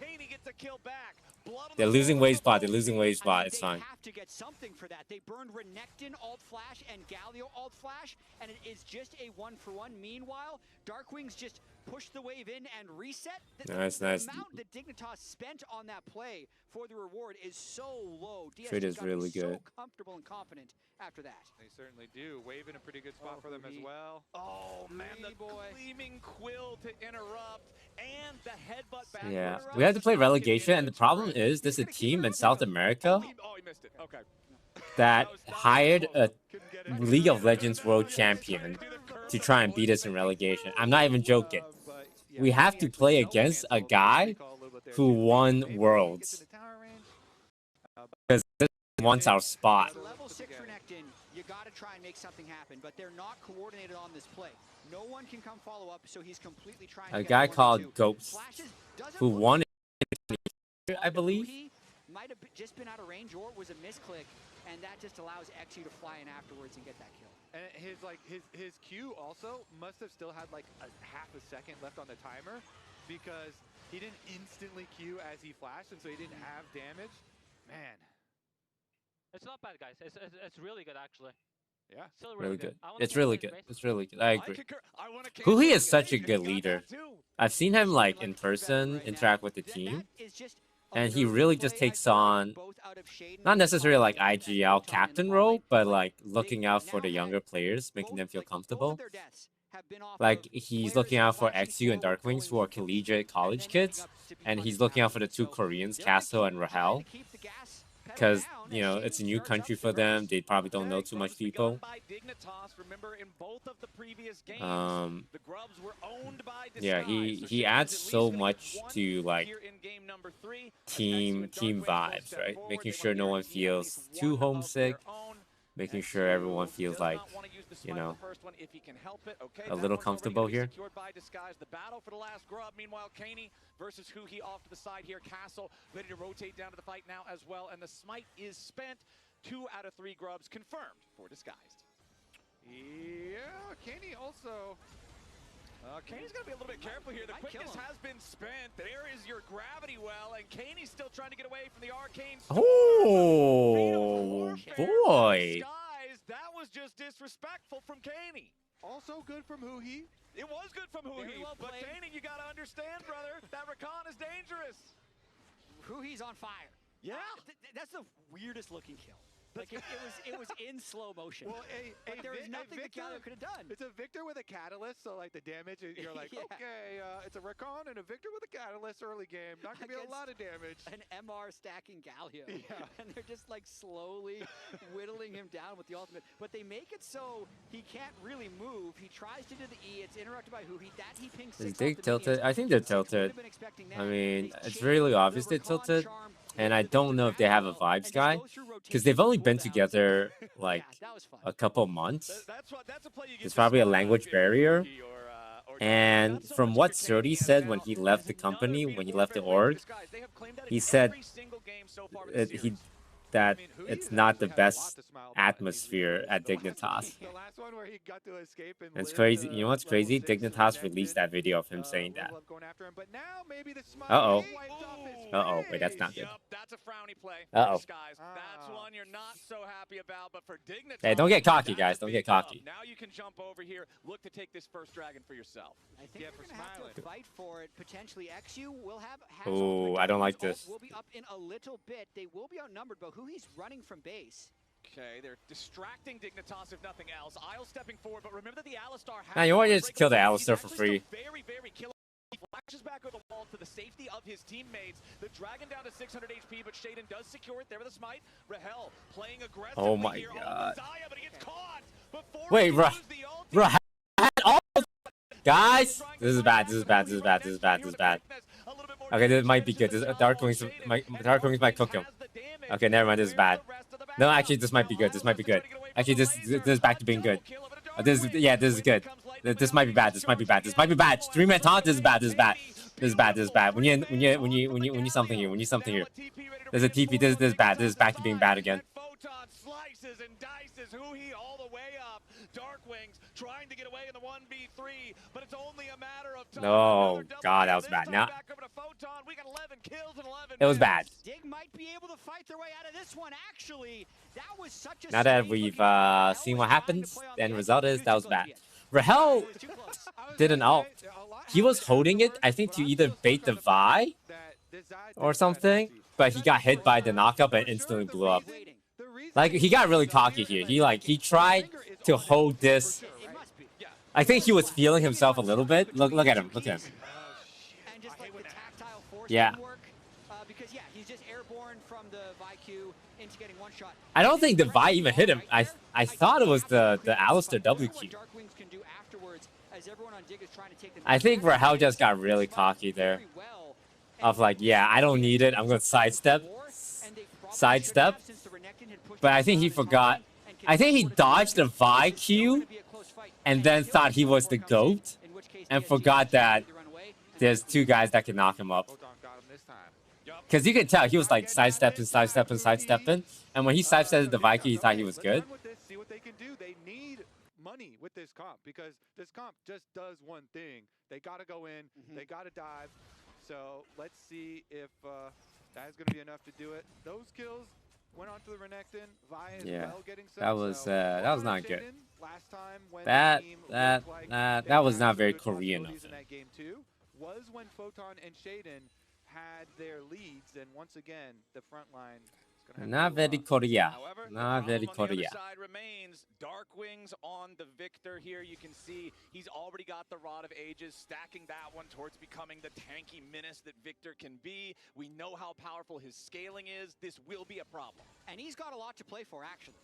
Darkwings has a grudge against Dignitas because he told us last week, actually, after that his first split on Dig, he had a 3-year contract, and they just kicked him after one split. That really set him back. He is 25 years old. He's been grinding his way through Tier 2, now getting his chance in Tier 1. And honestly, from all the players that spend so long grinding up into Tier 1, wait. Darkwings thought he was safe because he got a 3-year contract with Dig. but for me, Darkwings is actually That 3-year contract was just so in case you popped off, they can put you in contract jail. It wasn't a testament to how much faith they had in you. It would be like 2 pages at least, maybe. Classic esports. Because you have to understand, teams can just drop you from like a 10-year contract, right? If you're bad, there's no risk, there's no investment downside. But if you're good, well, suddenly you're in a 10-year contract. He was level 6. He is still level 6. So since that moment, it hasn't been going that well. Support life. Yeah, it's like one of those things. You're making me feel old again. You're like, you know, League of Legends came out in like 2009, 10 or something. Yeah. Holy, when was beta? I mean, he's got to be last in the game in experience. Somehow Isles is a lower experience. Yeah, Isles is like 5 experience lower or something. But yeah, they're both in the trench. But yeah, we're 14 and a half minutes in. Like, when did he hit level 6? All right, Jad is going to investigate this. While he's doing How's that allowed? It's easy. Here's a contract. It says we can terminate the contract whenever we want, and you can't. If you want a chance at playing in the LCS, the LTA, say yes. If not, we find someone else. Easy peasy. If they want to have their full strength in the upcoming fight, they're still going to need to wait about another 20, 30 seconds to get the quickness back. Uh-oh, this is bad. Oh, this is bad, this is bad, this is bad, this is bad, this is bad. Hang on, here comes a giant zombie! It's Sion! Bow!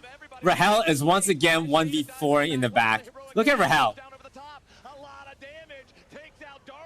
Guys, they're a meatball team. Can we play around our backlines? Like, why are we not playing front to back in a meatball team?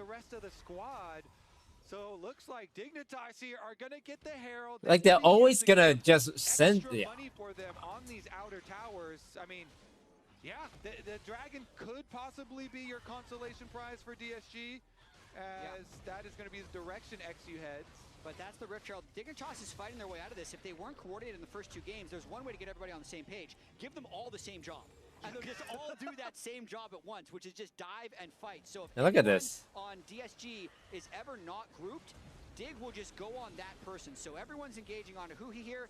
Rahel is caught off on the back end, so everyone on Dig just says, let's keep sending it towards... Yeah, I mean, not gonna lie, it's just so hard for Rahel. Because Sion might have been your other tank, but he just ran past you. And you get zoned by an Alistair and a Corki. Yeah, nah, I'm with you. I'm with you, coach. Not happy about it. Okay, he's level 7 now. But it took him 8 minutes. Like, we gotta... 6 at 8:45. I don't know, man. It just feels so weird watching these fights.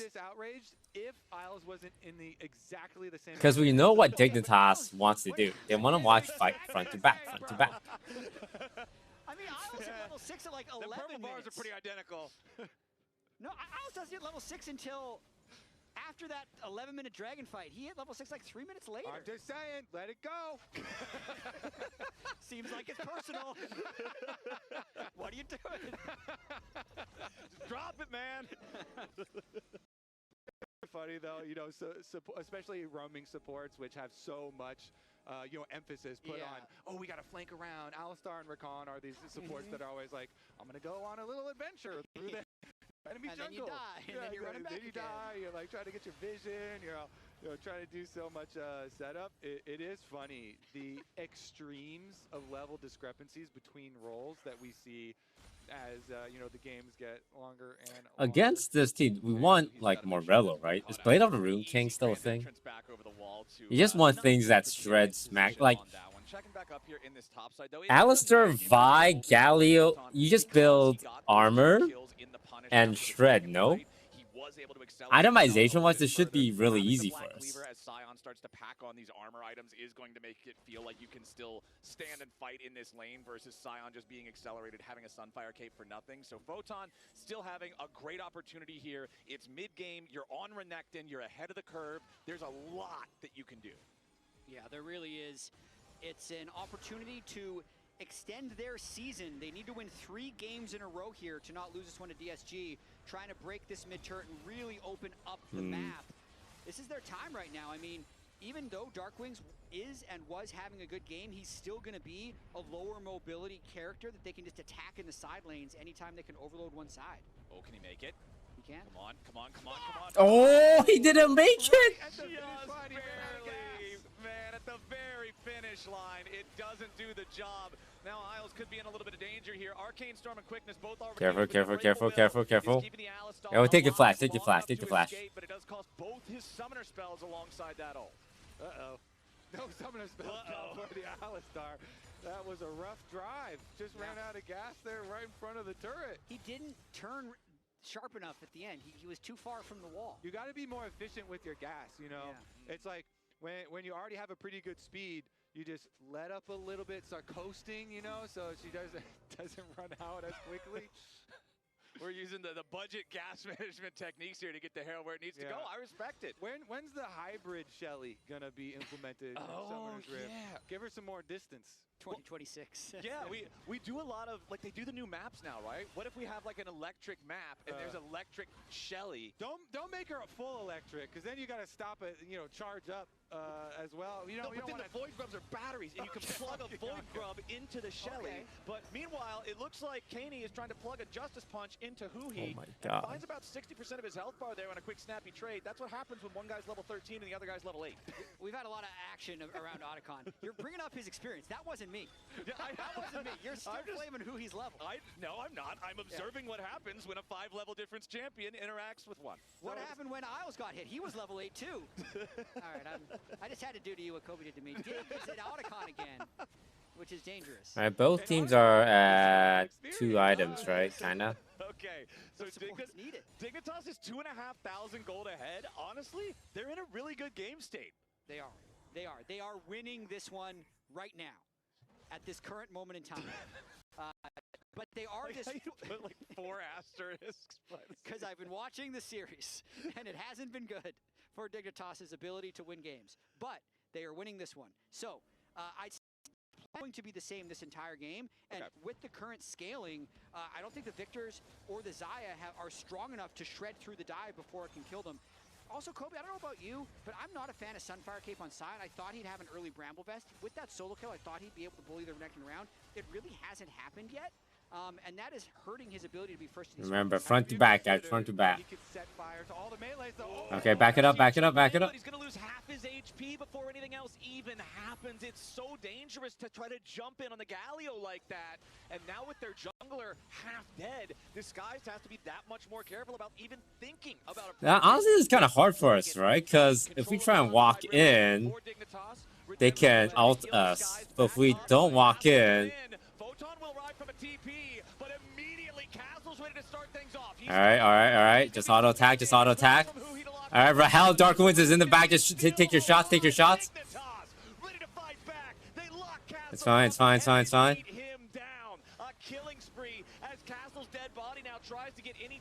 This is actually kind of tough for us. I feel like we lack the damage a little bit. Our backline is alive, but they're just looking for an opportunity here, right? From Rahel takes Kaney down to 25%.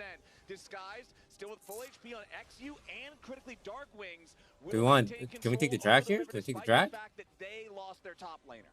We don't take the drag? With those health bars chunked down, Castle does have his teleport, as you say. So right when Castle gets back up, we could just have round 2 here. This bottom side of the map has Rakan and Dragon. And Photon is so strong as well. Like in these fights, dude, they're so squishy. I'm scared. Game there with the Spear of Sojin as the second item. He is wreaking havoc on this DSG team. Now, if they could get right into the next one, there is still a slight cooldown on Galio ult and Alistar ult. I mean, Alistar's going to come back up. Oh man, it's just so hard to. Okay, Dignitas with the control. XU trying to just make sure he takes this blue buff, give that over to Darkwing so Victor can keep on spamming his spells out as frequently as possible. Arcane Storm. Oh, we gotta give this. Amount of time left on it, as does the Crescent Guard from Xinjiao. The ultis just aren't available for Disguised, and that means the Dignitas should be able to comfortably secure this Drake, and there it is. And it looks like the top tower should fully get traded for it. So it is just, at the moment, a single dragon for outer tower on top side with castle. You know what would be good? I think a swing would be insane, right? Otacon will be the next Not that, I don't know if we have a swing player, but I feel like a swing player in this comp would go crazy. You need vision so that you could counter if your opponents try something risky. I mean, everybody wants. Because that's what FlyQuest did to us. We had like a meatball comp, and then they picked a swing, and we just instantly died. I don't think we got that swing to 50% health. With no dragon and with how close this game is, I do think it'll be a bit until we see an Otacon fight. And again, we're in the situation where Dig has their bottom turret, and they've camped a Crocodile down here to make sure it stays there. I think it gives them the right setup. Like, there's really hard for DSG to get into a lot of these fights with them being a little bit behind.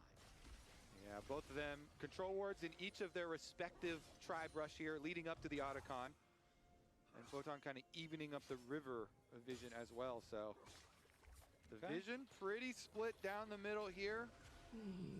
2 items. Oh, they're hitting it. Wait. I mean, yeah, I always like it when Dignitas starts Otacon. Items are looking pretty comparable. Guys, we need vision. Guys, we need vision. DSG, they know something's up. They're trying to make their way down. Scryer Trinket is going to see the Otacon at about 50%.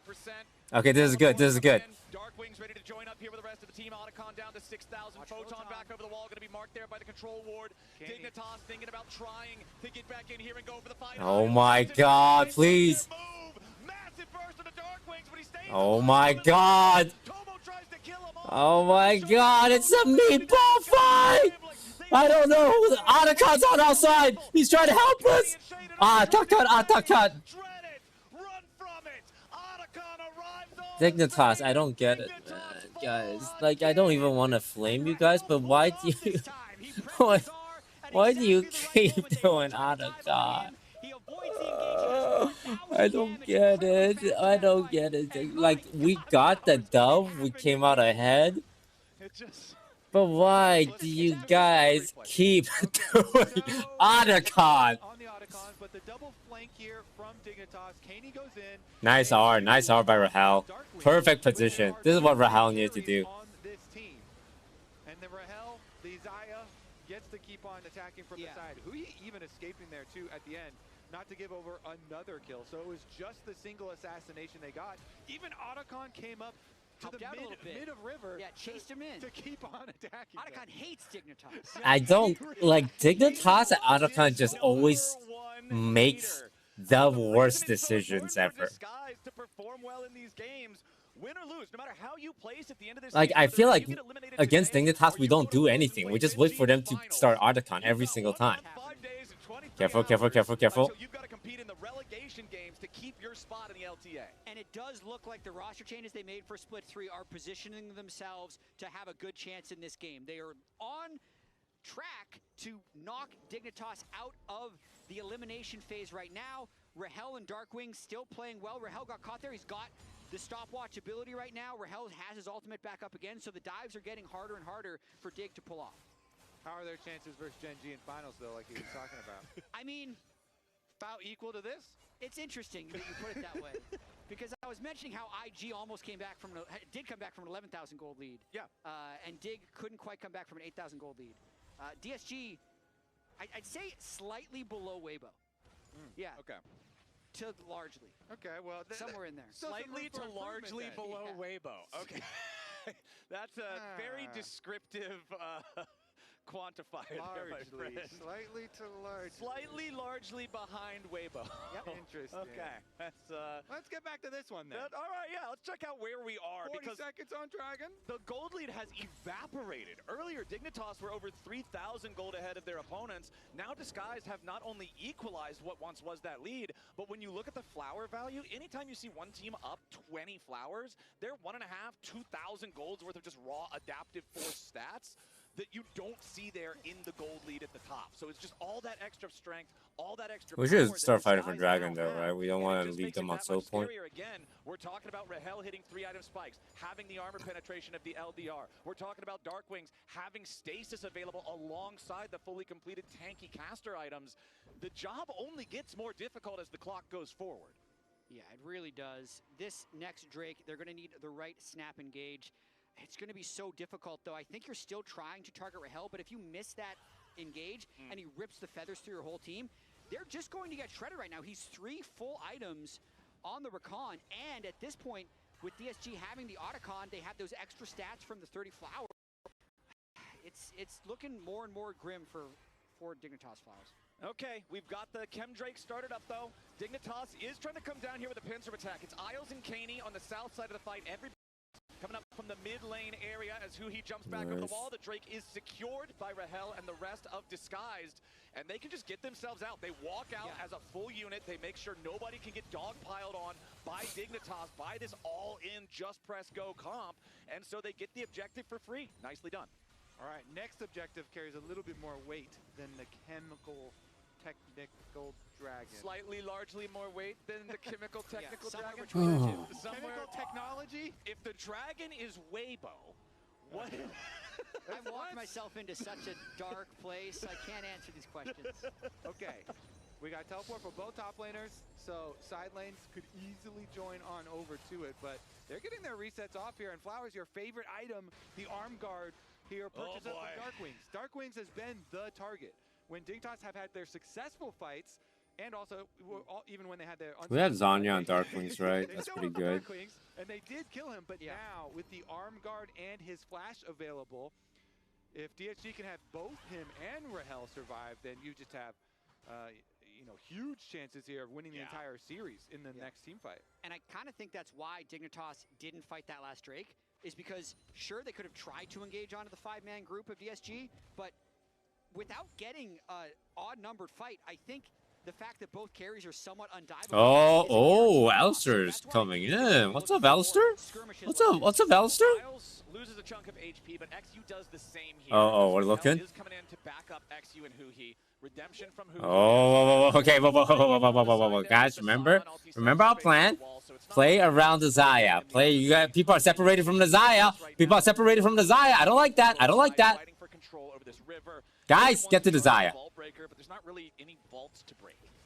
Yeah, and they're kind of just trading side lane pushing right now. They have Victor pushing on top side, and Renekton was pushing bottom side, so they just kind of trade an extra wave there for both solo lanes. And actually, that money is enough for Photon to finish his third item. That's a big purchase. Yeah, getting Sterix does allow at least the possibility of team fighting here for the Renekton.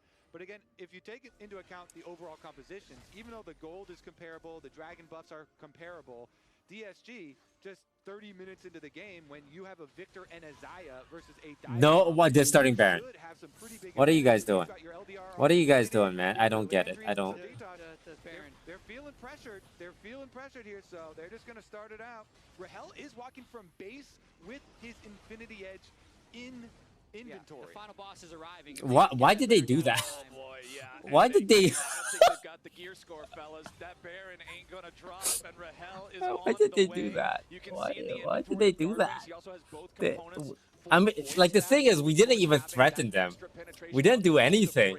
We just watched them do it. They got to half health and they're like, okay, let's leave now. Hey, this is a 4 fully completed item AD carry. We're just gonna try to shred the Baron ourselves. We run a little bit of interference. Kaney's gonna step forward here with the taunt. Finish the Baron. Thank you. Okay. I don't. What is happening right now? What? Wait, hang on. Wait, guys. Wait, did we just lose the game? Wait, did we just lose the game? But the blue side just deletes them. Dig don't lose a single man. They just won the Wait, game. we lost. Photon found him with the flash. Wait, we just lost. And now XU needs to solo defend against 5 people. Huh? I don't think it's happening, Chad. I don't Huh? think it's happening. I think we're gonna go What? to a game number 4. What just happened? Right when it seemed like they had thrown the game away, right when it seemed like there We need was to go. not going to be an angle back into this one. We need to buy time, guys. We need to buy time. Clutching it to find the pick onto Rahel to kill the Xayah before he can ulti. Huhi and XU trying to slow this down enough, but they just can't do enough Guys, damage. We're going I to can't. game 4. I can't. I cannot believe that happened. I can't believe we just did that. I can't believe we just did that. Yep, lounge. What do you got? What? I can't believe we just did that. This is what I mean, man. My team, they're just normally so good, and then they do the absolute dumbest shit I've ever seen. I don't even know what they did wrong. Everyone just died. With Flash is picked off when he had, you know, tools to stay alive and just didn't look super comfortable. We saw what happened. We got the Baron for free. They got the AD carry. Hey, that's a great way to win a game. Yeah, he looked like uncharacteristically uncomfortable in Yeah. a lot of these fights, unlike the first 2 games where he was still like really getting in there, able to deal damage. They're finishing. It's 3K. It's okay. It's gone, okay? Just hit front, hit front. I'm waiting for Keep fighting. All-Star. Let's fight after. I can take the current hit. Yeah, wait. Are you ready? Look Xayah. Double impact. Back 10 got one shot. Look there. He's 60. Nice. Look back there. He's on it. We can end. Push me. Cancel the Kill the boss. passive. We need to kill sign passive, okay? We need to kill sign passive. Save CC. I can hit him away. Just hit it away. We can end, yeah? Dignitas is so bad, and we lose to them. What does that say about us? From Dignitas, they called early that they should look for the Xayah. Yep. Flash stun, full 100 to 0 in the CC.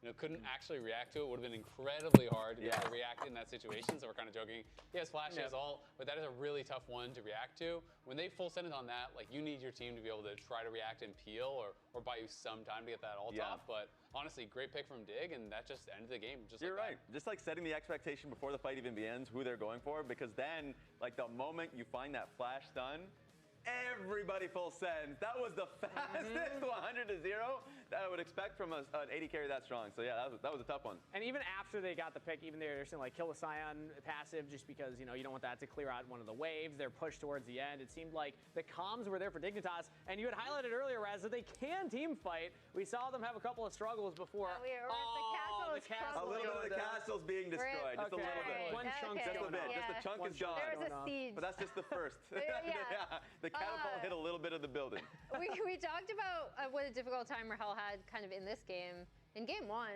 he was really ended up shining in team fights. As we kind of look through, we have a series on our hands now. We also have a lot of objective throws. Yeah. Across this series. Otacon, I think there's been one peaceful Otacon, and even that one, it was taken after a fight happened right before it. Well, the confusion here is like, even as Azael is going through it, like, just the process of like, all right, it's Dig Otacons, it's not Dig Barons. Wait a minute, it's Dig Barons too, so we have to update that. But also, maybe it's also DSG Barons because it, you know, kind of came through a Baron fight. But yes, throughout the series, it felt like, at first, very confident with DSG's level. Like, they found control. I think they played fights fairly well, and I think anytime they were able to set up around a river and set up get vision, if Shaden was there trying to hop onto Rahel, then they could protect him. I thought DSG came into this one being able to get a lead and hold on to that lead, something we haven't seen in the past from them. Yeah, and as we look at Rahel's numbers, I think that was a difference maker, as you pointed out. Every time, like, Wukong is really good into the Yunara, right, because you can get on top of her.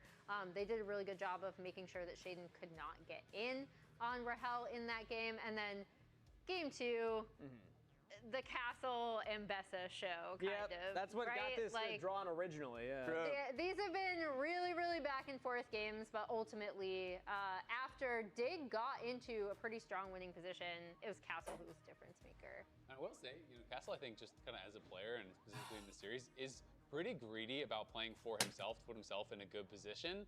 In this game, it really did pay dividends because he was able to get so fed that he could then have this big moment towards the end of the game that kind of turned things around.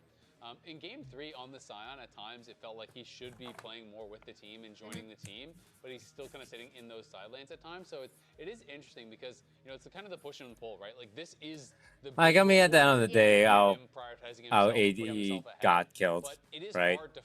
We only have 2 sources of damage. Well, it's just like, literally just peel. Just peel. Just fucking peel, man. Ah, dude. Yeah, Rahel didn't use his R and his flash. I mean, I'm sure he wasn't expecting the flash stun from a Renekton, but that's their entire game plan. They're a meatball comp. They're just gonna do that. They're just gonna do that. You let them do that, you lose. You don't let them do that, you win. Just they have one win condition. DIGNITAS as a team were able to hold the line a little bit better. I mean, they're able to get the flash out of Castle early. Like, they threw at Otacon, they threw at Baron, and we fucked it up that badly. We fucked it up so hard. We're like, okay, we're gonna throw even harder. They just made Rahel's life miserable. Yeah, I mean, Rahel had a really good fight here. There was one of the earlier Dragon fights.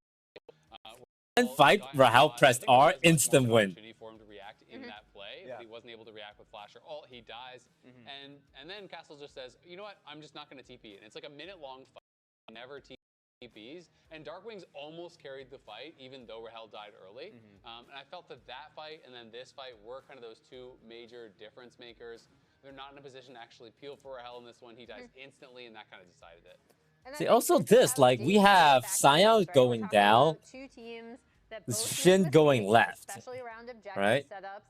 I think they did a really good job of saying, okay, we're going to lock in something that, yes, DSG ended up having a comp that outscales massively, right? But this is pretty, Vi Galio, pretty easy to execute, pretty good to bring out. Damage versus Xayah. Yeah. So, like, I think this was good on them of, A, putting together a comp that's, like, pretty easy and works well together, but then, B, you know, I've been in this position before. Dig is a team that even when they're down, they will never I've been in a situation where my team's up 2-0, commanding lead of Game 3.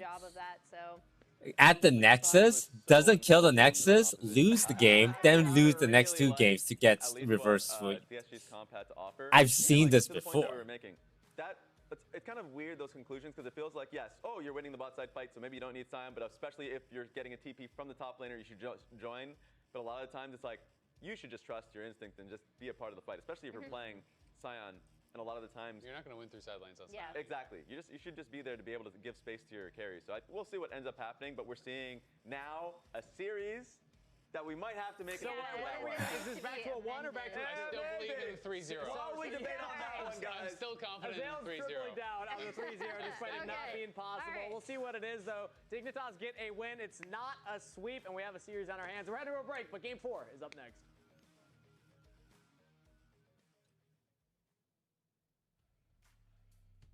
Yeah, we just got... Oh, man.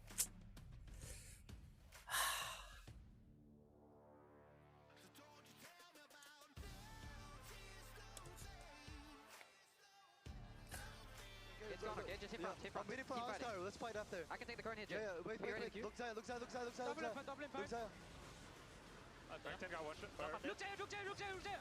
You see. Look back there. We can end. Damn, did they even have to Xayah ult? I mean, Vi ult to Xayah. I can hit away. Just hit away. We're going to Game 4.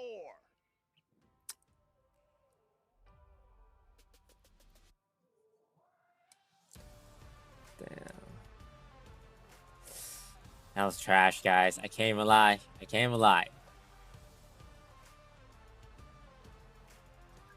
It's only because DIGNITAS is so trash. We're losing to trash. What does that make us? What does that make us?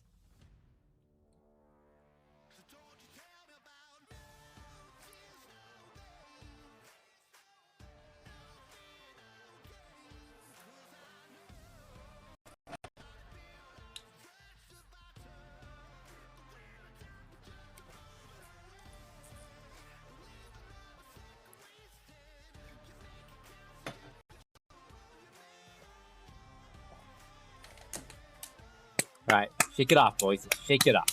I know we're the better team. Look, I know I'm angry. It's only because I know we're the better team. Like, I 100% we are the better team. But our AD, our Korean AD, just didn't press his R button that game. Everything was lost off one button. I don't think he had really time to react, but I think he should have expected, right? It's a comp with a Vi and a Renekton, right? I guess I guess maybe he just can't hit the Renekton, right? Because he walks up the Renekton, he gets just flash auto, and you can't react to that. But if you press R early, that means Vi will just press R on you insta. But you still have flash, so maybe you can flash to a safer spot. I don't know.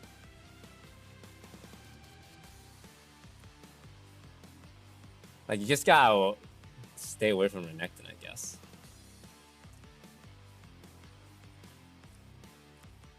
Hello and welcome back, everybody, as we get ready for Game 4 in this series. That's right, it is a series, not a 3-0 for Disguise. Dignitas denied them the sweep. Yeah, not yet. Not a KO yet, as they'll want to remind you, but a reminder that the loser of the series will go home. So Dig's back are against the wall for the next 3 games. They have to reverse sweep this series if they want to keep themselves in this elimination phase. And it's been tough because Dignitas has had, like, at least in the previous game, in Game 2 that is, and then being able to throw that one, that has to be a level of frustration that even in those games versus DSG, you can't really, like, close it out. So that last game has to be a breath of fresh air.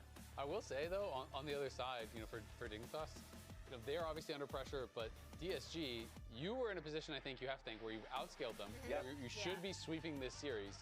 You lose that one, and it can start to get Shake it off. This is a good. This is good. They need their mental tested. It's gonna start creeping into your mind. It's like the series should already be done. We shouldn't even be playing this game. You know, like, okay, shake it off. What if they win the second one? Oh God! And then there's that sick feeling of like, oh, are we? Only in fire can steel be forged. It is really interesting, the kind of psychology I feel like of these long series. And I love that you bring that up because of also the experience on Disguise. Yes, Huki has 180 games played in best of fives. The rest of the roster has combined 6. 183 now. True. Yeah. True, but players like Darkwings, players like Castle not having any. XU also very, early in his career. And XU, last time we saw him, also did have a very shaky series there where it felt like nerves were getting to him. So, yeah, if you're Disguised, you want to get it out of your system and just focus on this next game. And that's true. And I think what's going to be interesting about this as we go straight into the draft is once you start to challenge a lot of champion pools, a lot of the times it's the younger players that are going to be struggling, but Darkwings is a player that has a pretty expansive pool. He even showed that with a Malzahar. So even though that wasn't a loss, it's something that I think I have trust in him as a player. Gwen is up, and it has been kind of mostly just permabanned because obviously they've been wanting to deny it from Photon. So DSG basically has to take it if they don't want to give it over to Dignitas. But I do feel like that sets up for something that's pretty obvious because Dig on Fred's side, you know that if you're leaving this up, they've been denying it from you the whole series. So they're very likely to take that. So I'm really interested to see what Photon is going to bring in. In Pro Play, we see a lot of Jax. All right, boys, we trolled it. We had fun. Let's not have too much fun, all right? Let's, We did see Photon go more out there, a little bit more wild with things like the Kled. That's enough fun. How do you guys say cheese in German? I'm trying to order a burger, but I want to say no cheese. Is it just cheese? They don't have to pick that Jax up yet. But also Talia is up and available as well, right? With the 2 power pick kind of mid laners. Cassie, thank you. What's the best thing to get from German McDonald's? Do they have anything special? But I do like the fact that they banned the Pantheon and gave them to Talia, so the combination necessarily isn't there, which is like an easy follow-up of the stun into Flick. And normally in these situations, it's like, okay, you first pick Talia, then they take away the Vi, then you go Zin. You guys have cheeseburger fries here in this country. Most of the physical damage junglers are gone, so I'm curious to see what the chicken nuggets. I was gonna say Viego, Lee Sin are the 2 that I could kind of think of. Lee Sin, nah. Nah, we picked Lee Sin and split one. It was the most horrid shit I've ever seen. Yes, you can still go in towards like a Leona or something along those lines to bring that CC, but that can still get banned out, and it is going to be a Jace as the answer. I'm just a little bit concerned about the Talia pairing because Nah! Yeah, and the Jace lock-in already pairs really well with the champions that they have in the Azir Maokai, right? Like I feel like whenever he comes to the draft, we talk so much about how easy Maokai has around neutral objectives. That's something they've struggled. I mean, Oh man, we're really putting the pressure on XU for this one. So it's kind of a little cheat sheet for any sort of neutral objectives that they want to have. And now, I mean, talking about the point-and-click CC from DSG, they do have 2 more picks here, but there's a chance for Dignitas to try and take some of those away. They're instead taking away the Sivir as the first ban.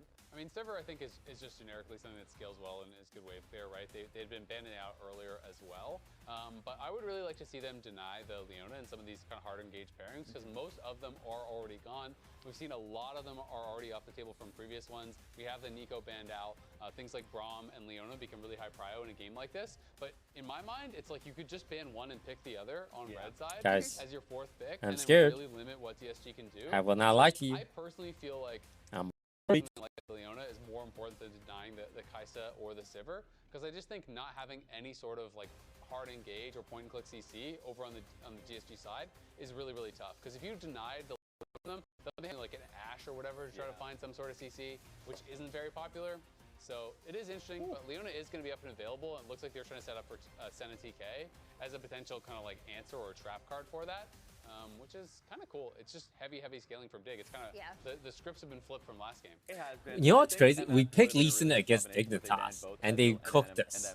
And they could just trap them into a pretty good. And then in the post-game interview, they made fun of how Lee Sin picked.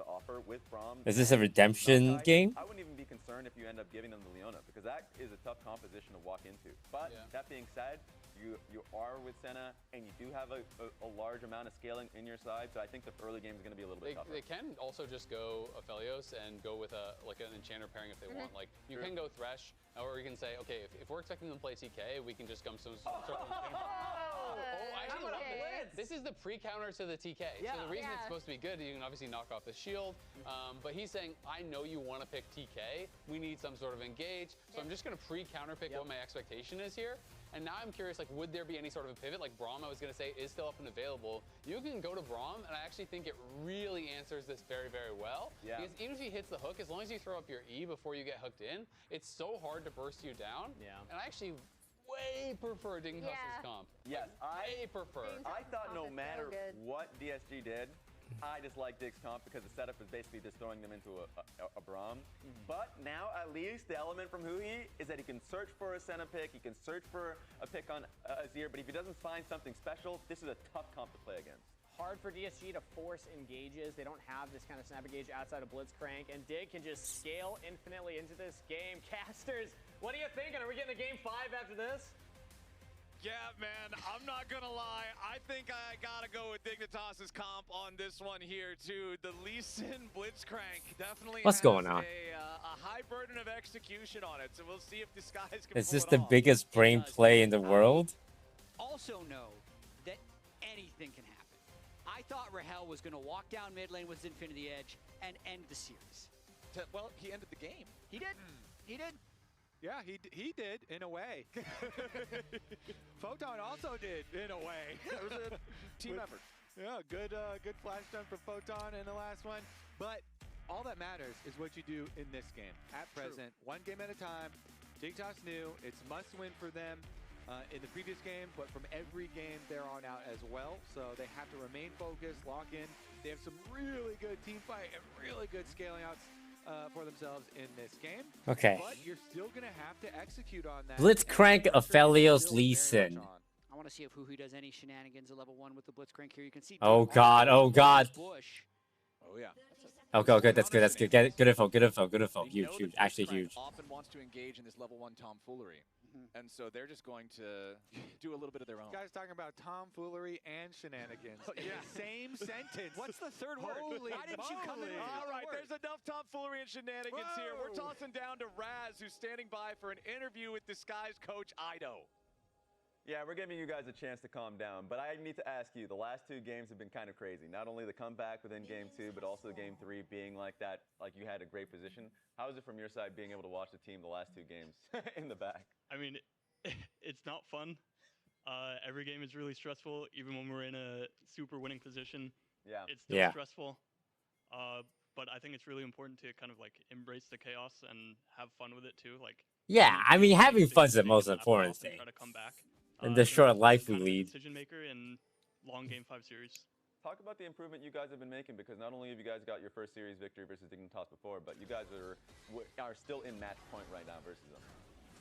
Yeah, I think our improvement's been coming along pretty well. Honestly, I think we've slowed down like a little bit these past 2 weeks. Yeah. Maybe even like regressed a little bit.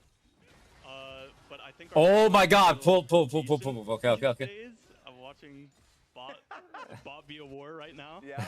But yeah, I think slowly we're still upward trajectory, but yeah, we've been stalling like a little bit, I think. Final thoughts just on the composition you guys had, just because it feels like it's going to be a pretty difficult scaling comp to go up against the Dignitas. Yeah, I think they, like, hats off to them. I think they actually had a really good draft plan going into it, but I think in Game 3, I actually had a really good draft plan, and that didn't work out so well. So maybe this one won't work out so well either. Who knows? True. Just play better. All right, just play better. What are your thoughts, casters?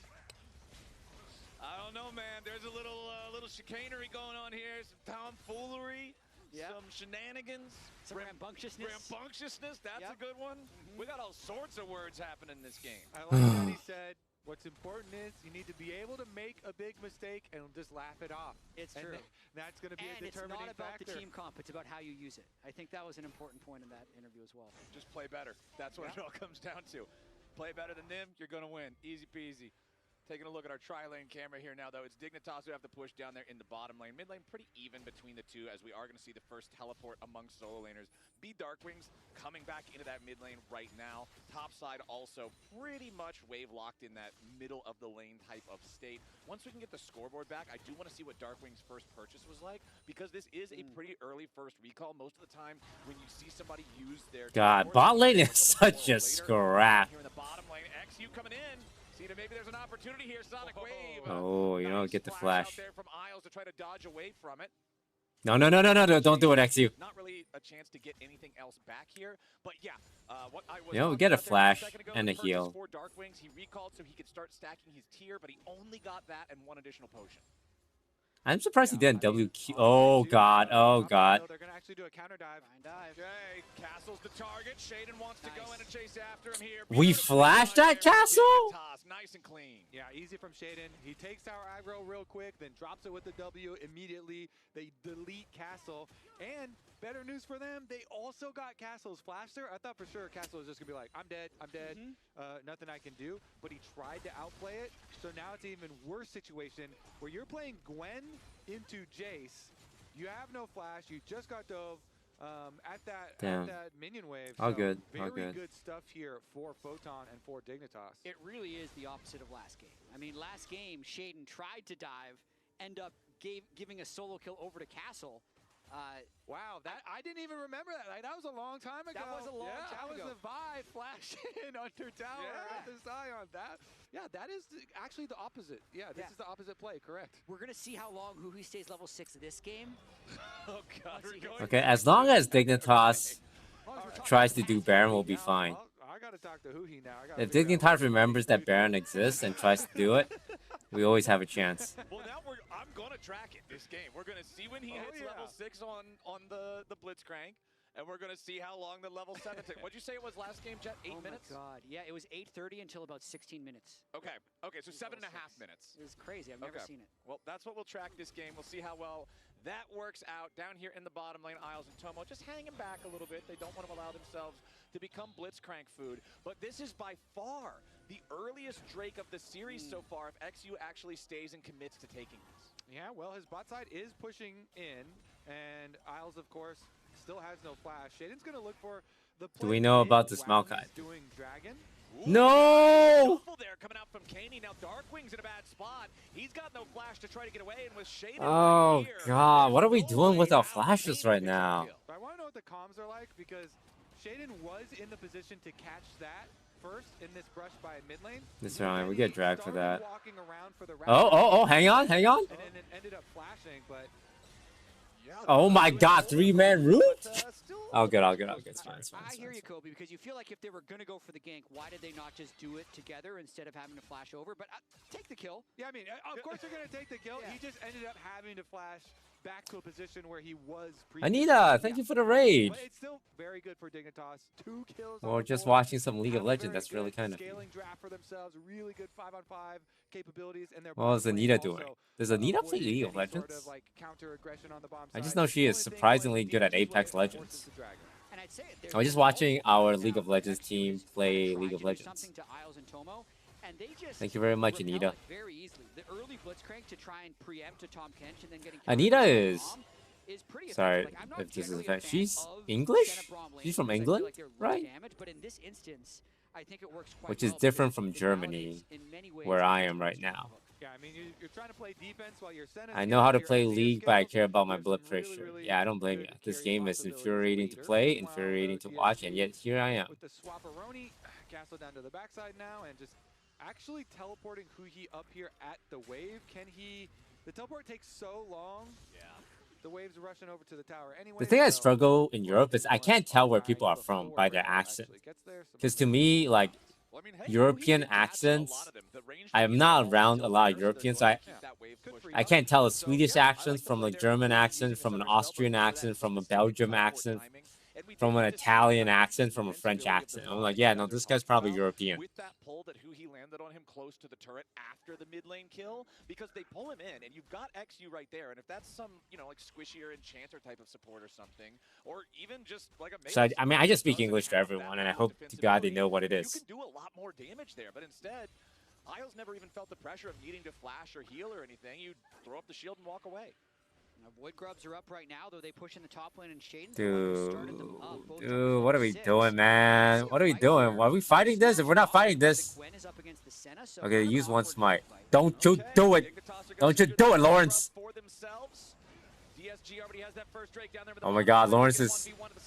Okay. Oh, we're fighting this, Big fight, big fight, big fight. Oh god, the Jason's coming down, the numbers aren't good! Get out of there! Okay, never mind, it looks good! Dark Wings is cooking them! It's Darkwing Duck! Quack, quack! Wait, Dark Wings clutched that fight. He landed every knockup.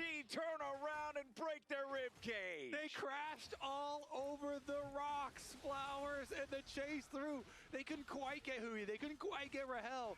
Double sums used. Holy, I keep forgetting. We're up against Dignitas. Here coming through the jungle. They ripped them apart. It was looking so good at the start of that fight because they were chasing them through. The Senna ult, Tomo hit 6. He didn't get solo killed by Castle. He's joining the fight anyway, slicing through all of them with the Senna ultimate. But as they get towards the blue rock, Kobe, it does seem like they crash on the rocks. So the rocks have got used there. Keep it down. Senna ult's used here. Full retreat for Dig at this stage. Even Huhi nearly gets one shot by Photon, flashes the Q, and this is how they turn around. Rocks go down. No retreat. Sorry, guys. They shove Braum under. My roommate, my next door neighbor does not. He thinks I'm too loud. I'm gonna have to whisper. Sorry, guys. The rest of the Talia wall, so it kind of makes an avenue for them to escape. And then the Maokai. That's Germany for you. He was Asian. And there was just one more auto attack left to proc that Braum passive as well, even onto XU. I don't think he appreciated me yelling quack quack. It required to be fair, you know, I'm gonna be honest, it is currently 1 a.m. here. Return damage and get the extra kills here onto their Ophelio. So Rahel feeling very nice. No, I'm at a hotel. See if the Ophelios can be the big carry for DSG to try and put the series away. I mean, that's what they're going to need, right? They need some I thought he was going to fight me. Alongside the range that Ophelios can command, particularly when he has Calibrum, the green gun, to be able to contest with what Senna and Azir are going to do as the game goes on. You have an answer for the side lane pressure from Photon in the Gwen for Castle, so it's not like you're going to constantly be stressing out about that. But you need to be able to fight against these team fighters, these scalers. Castle's going in.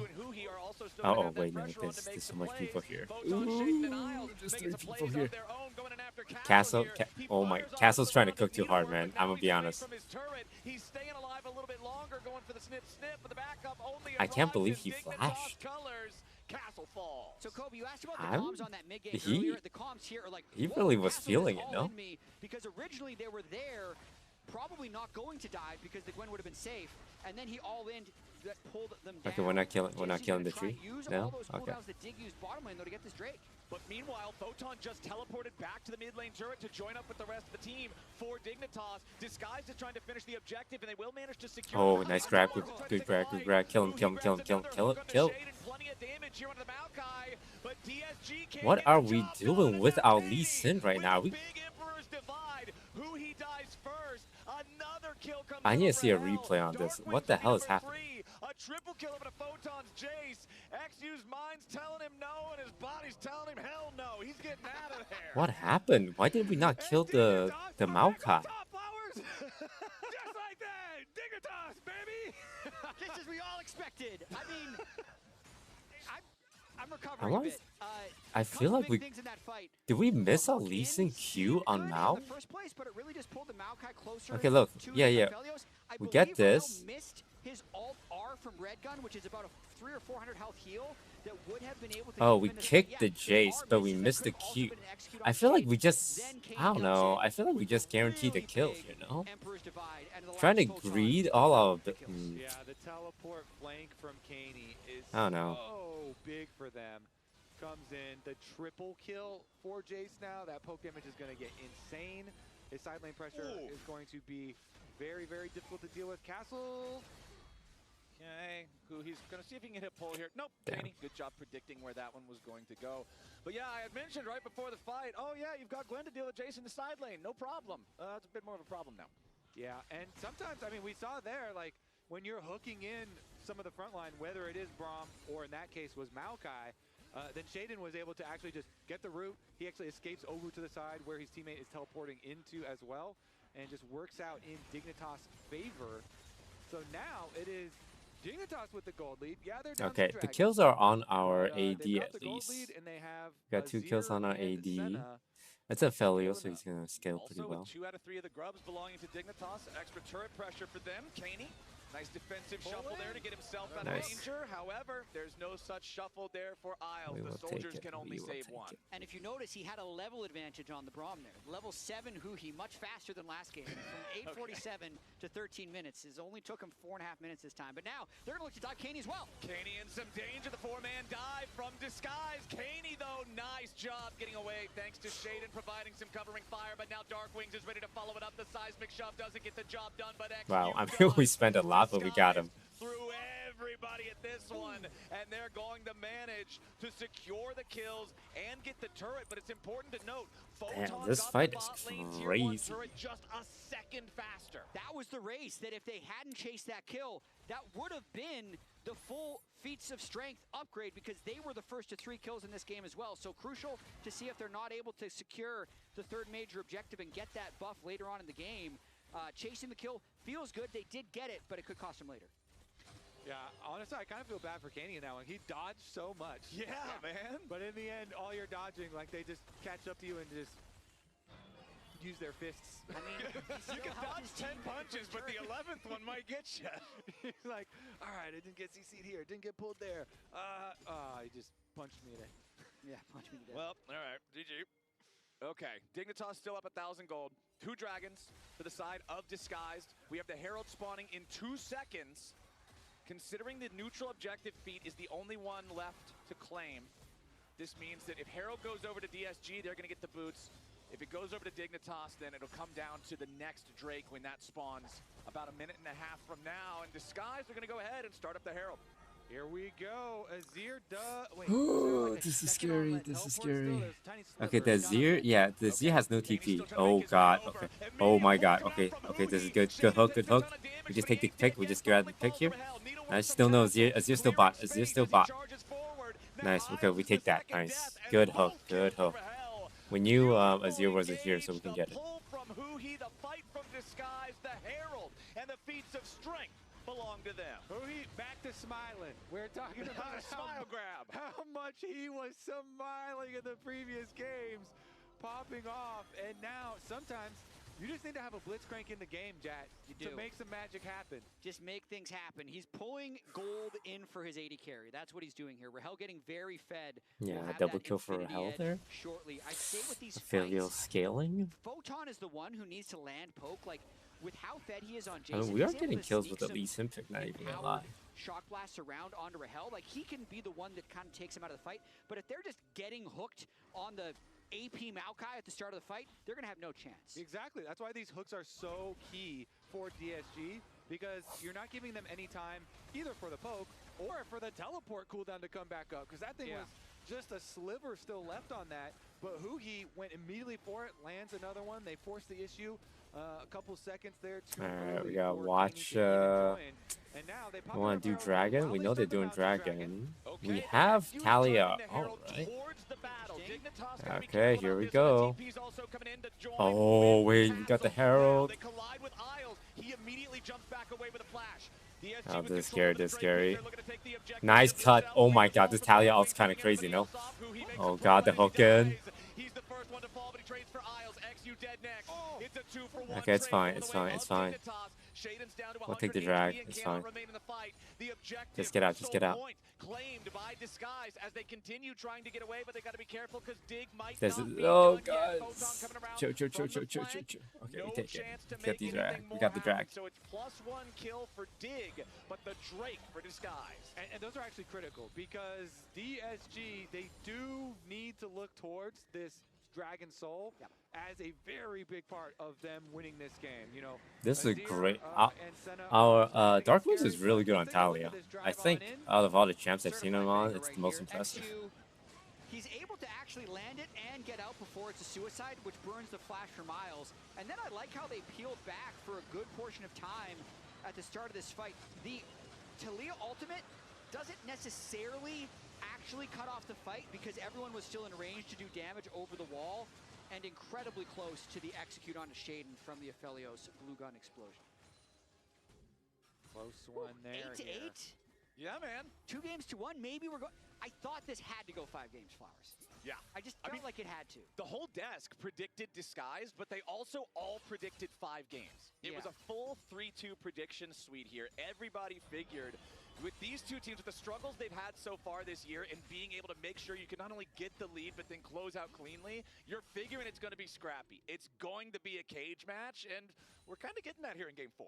Okay, but up until the last literal 30 seconds of the previous game, you for sure felt like this was a 3-0. Did you not? 100%. Counterpoint. Right up until they were able to get that Baron fight after they lost the Baron. That was looking like a DSG all the way. And now, Dignitas, of course. Yeah, but these teams, they subvert your expectations, Kobe. I'd also say everyone thought DSG was the worst team in the whole league up until Who thought last that? week, Who when thought they beat DSG Dig, was and the worst suddenly team they're in the the 5th seed, league? and they get to pick their opponent. So you never know. Yeah, you guys didn't think that. Technically, we keep doing those trailers for the LTA championship. Both of these teams still eligible. Yeah, they can still now, make it. I mean, you've got to make a tough run to get there. It's not going to be easy by any means, but it is still possible. Infinity Edge purchase completed for Rahel. This is a massive power spike. And I think they need to use it towards the Otacon. Otacon has been good to DSG, and it has been very bad to Dignitas. So if you're stacking the odds in your favor, you would want to do that by playing on your Infinity Edge Aphelios here. Rahel's got both summoner spells, Flowers. Well, I hope he's got his little Puppet Master marionettes to mind control Dignitas into starting it up first, because that's part of why this works so well. If Dig starts it up, you can punish Dig, but we'll see. Otacon has spawned in the bottom side of the god. Wait, this is good. Otacon's on outside. Otacon at this point is the 6th DSG player on the map. Here in the bot side river, Dignitas being a little on the cautious side. Aphelios can kill Otacon. Wait, we're actually starting it? Hoping to get the Azir teleport out. No way, right? They have the bot lane push. There's the teleport. You'd think that they'd pull off, but I mean, if Huhi's in the right position, they're thinking that they can maybe get it low enough. No way, they have wow, we're actually doing out of peel off, please, peel the fuck off. Now as the Maokai ulti flies in, Huhi tanks the Maokai ulti and then uses the Mikhails on himself. They're just gonna flip it. Is now XU's ready to maybe go right on back in here. Dark Wings tries to ride the Weaver's wall, but a nice block on the rest of that one coming out from Isles. There with the Unbreakable. Oh god. Down to 40% HP. Otacon down oh to 25. god, this is. Otacon down to 2,000. Isles is about to die. Castle tries to go into the back as the Otacon goes over to Dignitas. Finally, Otacon. He comes up huge for Dig. They're gonna claim a big dub on that one. Wait, what did XU smite? I gotta look at the replay here, because That was actually kind of slow. The Otacon was sitting down 1100, 1200, 10, like. Okay, Shaden got it. Yeah, I know he got it, and that's why I'm wondering where was XU's smite? Did he smite a champion or something? We'll have to see. I actually check in slow motion too. It's under 1200 for quite a while. I felt like it actually. It kind of felt like slow motion. Well, it felt like Dig was just going to get wiped. Let's see. Because I believe. Okay, the Aphelios ult gets blocked by Isles, but then it's only on Braum. Castle does so much damage. I thought everyone on Dig was just going to die. Jaden goes in, he W's on it. I think he just Q'd up, Q smites. Oh, he smited Maokai. He smited Maokai. He smited Maokai. And then he's kicking Maokai away He smited Maokai. He's flying away, Shaden can get... Yeah, so he wanted to click the R onto Maokai and the smite then onto Otacon. Yeah. But he clicked both onto Maokai. Yeah. Aha. I loved... Okay, well, there's the dragon. This is our soul point, right? The dragon soul. When we give it up here. And we are getting a scrap. Soul point. With the Otacon. Yes, this is soul point. If XU steals this away, it is absolutely huge. Sonic Wave, Resonating Strike, he jumps in. He tries to kick him back. Redemption. Oh, wait, Talia got it. Jesus fucking Christ. Gets Mountain Soul. And now Tomo's under pressure. XU needs a little bit more damage to the bottom lane of Dignitas has already both killed. Nice job, guys. Nice job. Good redemption. Good redemption play. Well done. I'll take it. I'll take anything. Dark Wings is having a crazy generation game right now. I mean, he has 0 kills, but he's doing a lot. They're fighting over who's angrier at Dig. So this time he did. I believe he once again kicked Shaden out of the dragon pit for sure in order to do the same play. 1900. Yeah, he kicked him. I mean, he's far away. So what's funny is who he also hooked someone back in. That was Tomo. Which is Tomo, but it was right that. next to yeah, Shaden. that Tomo hook. I swear that would be the funniest really nice thing if he had actually hooked Shaden back in and Shaden had stolen it. Like that would almost just be too good to be true. And it actually was, because it wasn't true. It wasn't true. So Soul now for DSG. The Otacon buff will be on Dig for the rest of the game, which keeps them kind of in it. But against the Mountain Soul, it makes it so difficult. And how fed Rahel is getting. Again, elimination point here now, DSG with Soul. Well, this also makes it so much more interesting once Soul is claimed, because that means now for the rest of the game, Elder is going to be a factor for both teams. We've got 4.5 minutes until the Elder Drake spawns. Wait, Scar's alive? Scar, did you go out tonight? Yeah, Baron's not even alive for the first time for another 1 minute. So I'm in Germany with Scar. Opportunity here for Elder Drake to be the thing that seriously decides game 4. I just need to tell he the didn't story. go out. Like 20 minutes. Kobe just started rubbing his hands together excitedly because Otacon was up. And in my head, I'm thinking like, Scar, do you still know the CEO of Dignitas? Do you think you can convince them to just give DSG the money and invest in an actual good org? That's why he was excited. He knew. So also, nice pull coming out from Luhi, but again, it's only on the Isles. Weaver's Wall flies out. Seismic oh, so what we're doing is we're going for a grab. What is happening right now? What is happening right now? What is happening right now? Wait, what? He had the mark on him from the sniper gun, so he's able to shoot That was the Calibrum. That's right. I didn't see the mark on him. He gets the final shot from so whenever we get a pull, we instantly Talia out to cut him off from escape. The original. Barons are right on time, boys. Oh, they can actually just get this almost for sure. Shaden and Kaney are dead. Like that's the enemy jungler. No way he can steal it. Okay, yeah, a Braum just walking up casually. It would have to come a Photon Shock Blast. Yeah. Photon Shock Blast would have the biggest chance, but he's not even going over there. He is now. Okay. Baron for disguised. Skara, we're meeting at 8 a.m. tomorrow. Is more and more fed. 8 a.m. tomorrow, Skara. 7 assists. Let's check the gold on them. I have a ticket for you. For the train, 8 a.m. Okay, Skara. If you miss the train, you're gonna get stuck in Germany. 8 a.m. Meet in the lot. But really, the action is over here. Who he flashed in to get the knockup, but then Tower Shot ends up killing him. Yeah. There's the ulti. AoEs. He's got him on both. Oh, the Robbie ran out a quarter second before that bullet went through as well. And I'm also pretty sure that bullet was a crit, because it looked like he had too much health to die to a single auto attack that was just not hitting the crit value. So that was a pretty big individual auto attack there to kill Caney and guarantee that they could take the Baron. Now they've got the Red Bull Baron for the next 2 minutes. And that is scary, Jab, because look at those timers. The Elder Dragon spawns almost exactly as the Baron ends. So Summoner's Rift Wow, is look at that chunk on the Zir. Oh my god, he was forcing out the stasis from Caney. XU flashed in to kick the support. That's he's crazy. This XU guy's crazy.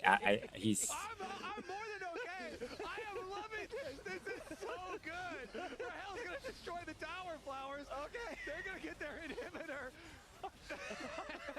Okay, well, Disguise, they got the bot lane inhib. They've still got a 4v4 here on the map. Who he's going to use his Summoner Spellbook to teleport back in, rejoin with the rest of the team. Honestly, who he's been Yeah, I think he was going for the Zir off the hourglass. Incredible on the Blitzcrank. 13 assists, 15 kills. I 100% think that's what he was going for. It just didn't. I mean, he got something. A kill for a kill, we'll take it. Yeah, they killed the Braum. Yeah, he went in. They got a 1-for-1. He was envisioning a different one for one, but you still got him. Give tower, chill, give tower. Oh, they might look at the wait, one passer. Listen, push. Kite back after. That's it. Done. There's a midwave. Can we defend on there? Yeah, we can. Done. No more fighting. No more fight. Chill. They need to stay locked in this game to make this go to a game 5. I mean, it felt like hope was lost in game 3, but they were able to find that engage onto Rahel by Baron and end the game right after. They need a similar thing to happen in this game in order to win. Okay, well, they're making their move here mid lane. Castle absorbing a lot of it because Gwen is immune. Now Isle's going to be your target. Who he looking for a pull onto somebody a little bit more valuable. And there he finds it. Shaden gets chopped down to size. And Dignitas are now in a 4v5 yet again with the Elder Dragon spawning in just 10 seconds. Castle's going to take a recall, teleport back to join the rest of the team. Meanwhile, Dignitas continues pushing forward. Isles gets pulled back into everybody, and he's not so unbreakable We got anymore. TP coming in. Godlike on the Aphelios. And There's no way they can contest this, right? Here with the TP.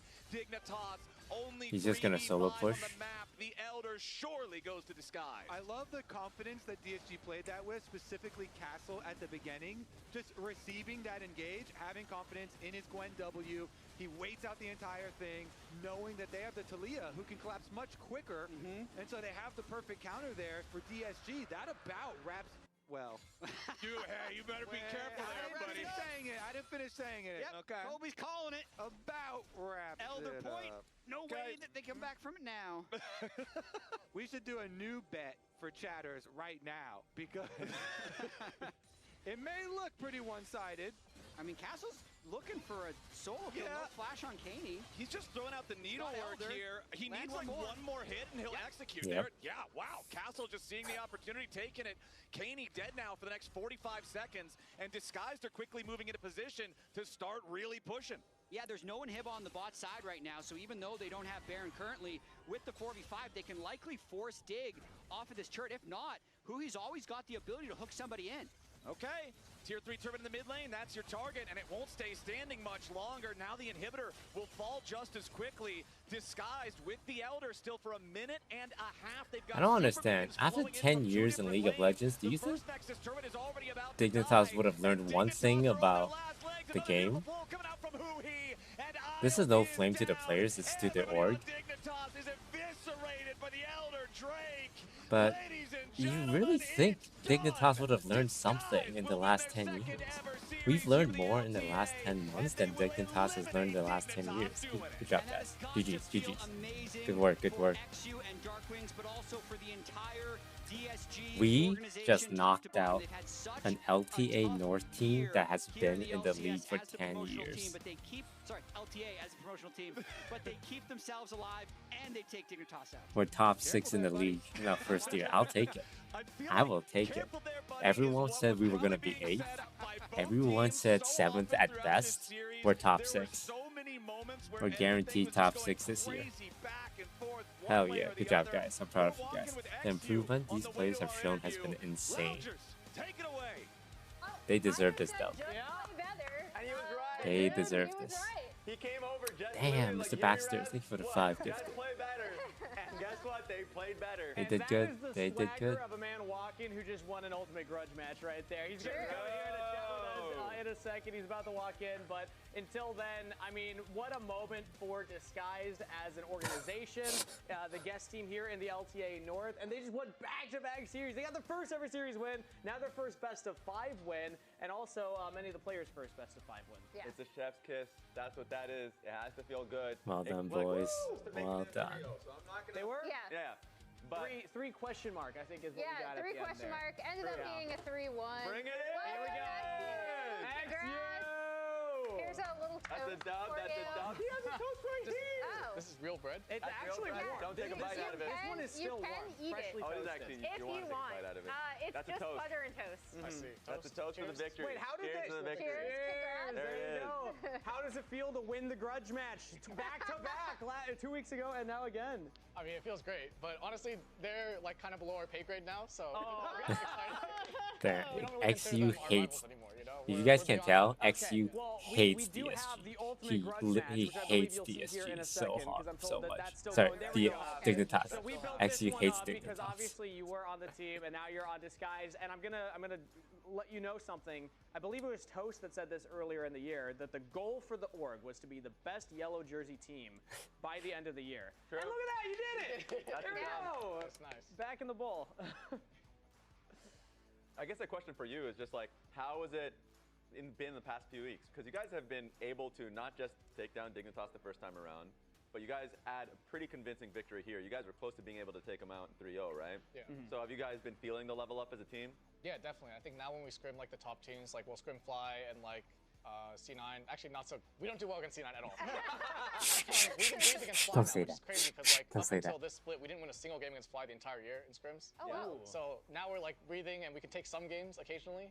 But you know, I think we're definitely leveling up as a team, and I think the addition of Rahel and Darkwings is like a really big improvement. So yeah. Oh yeah.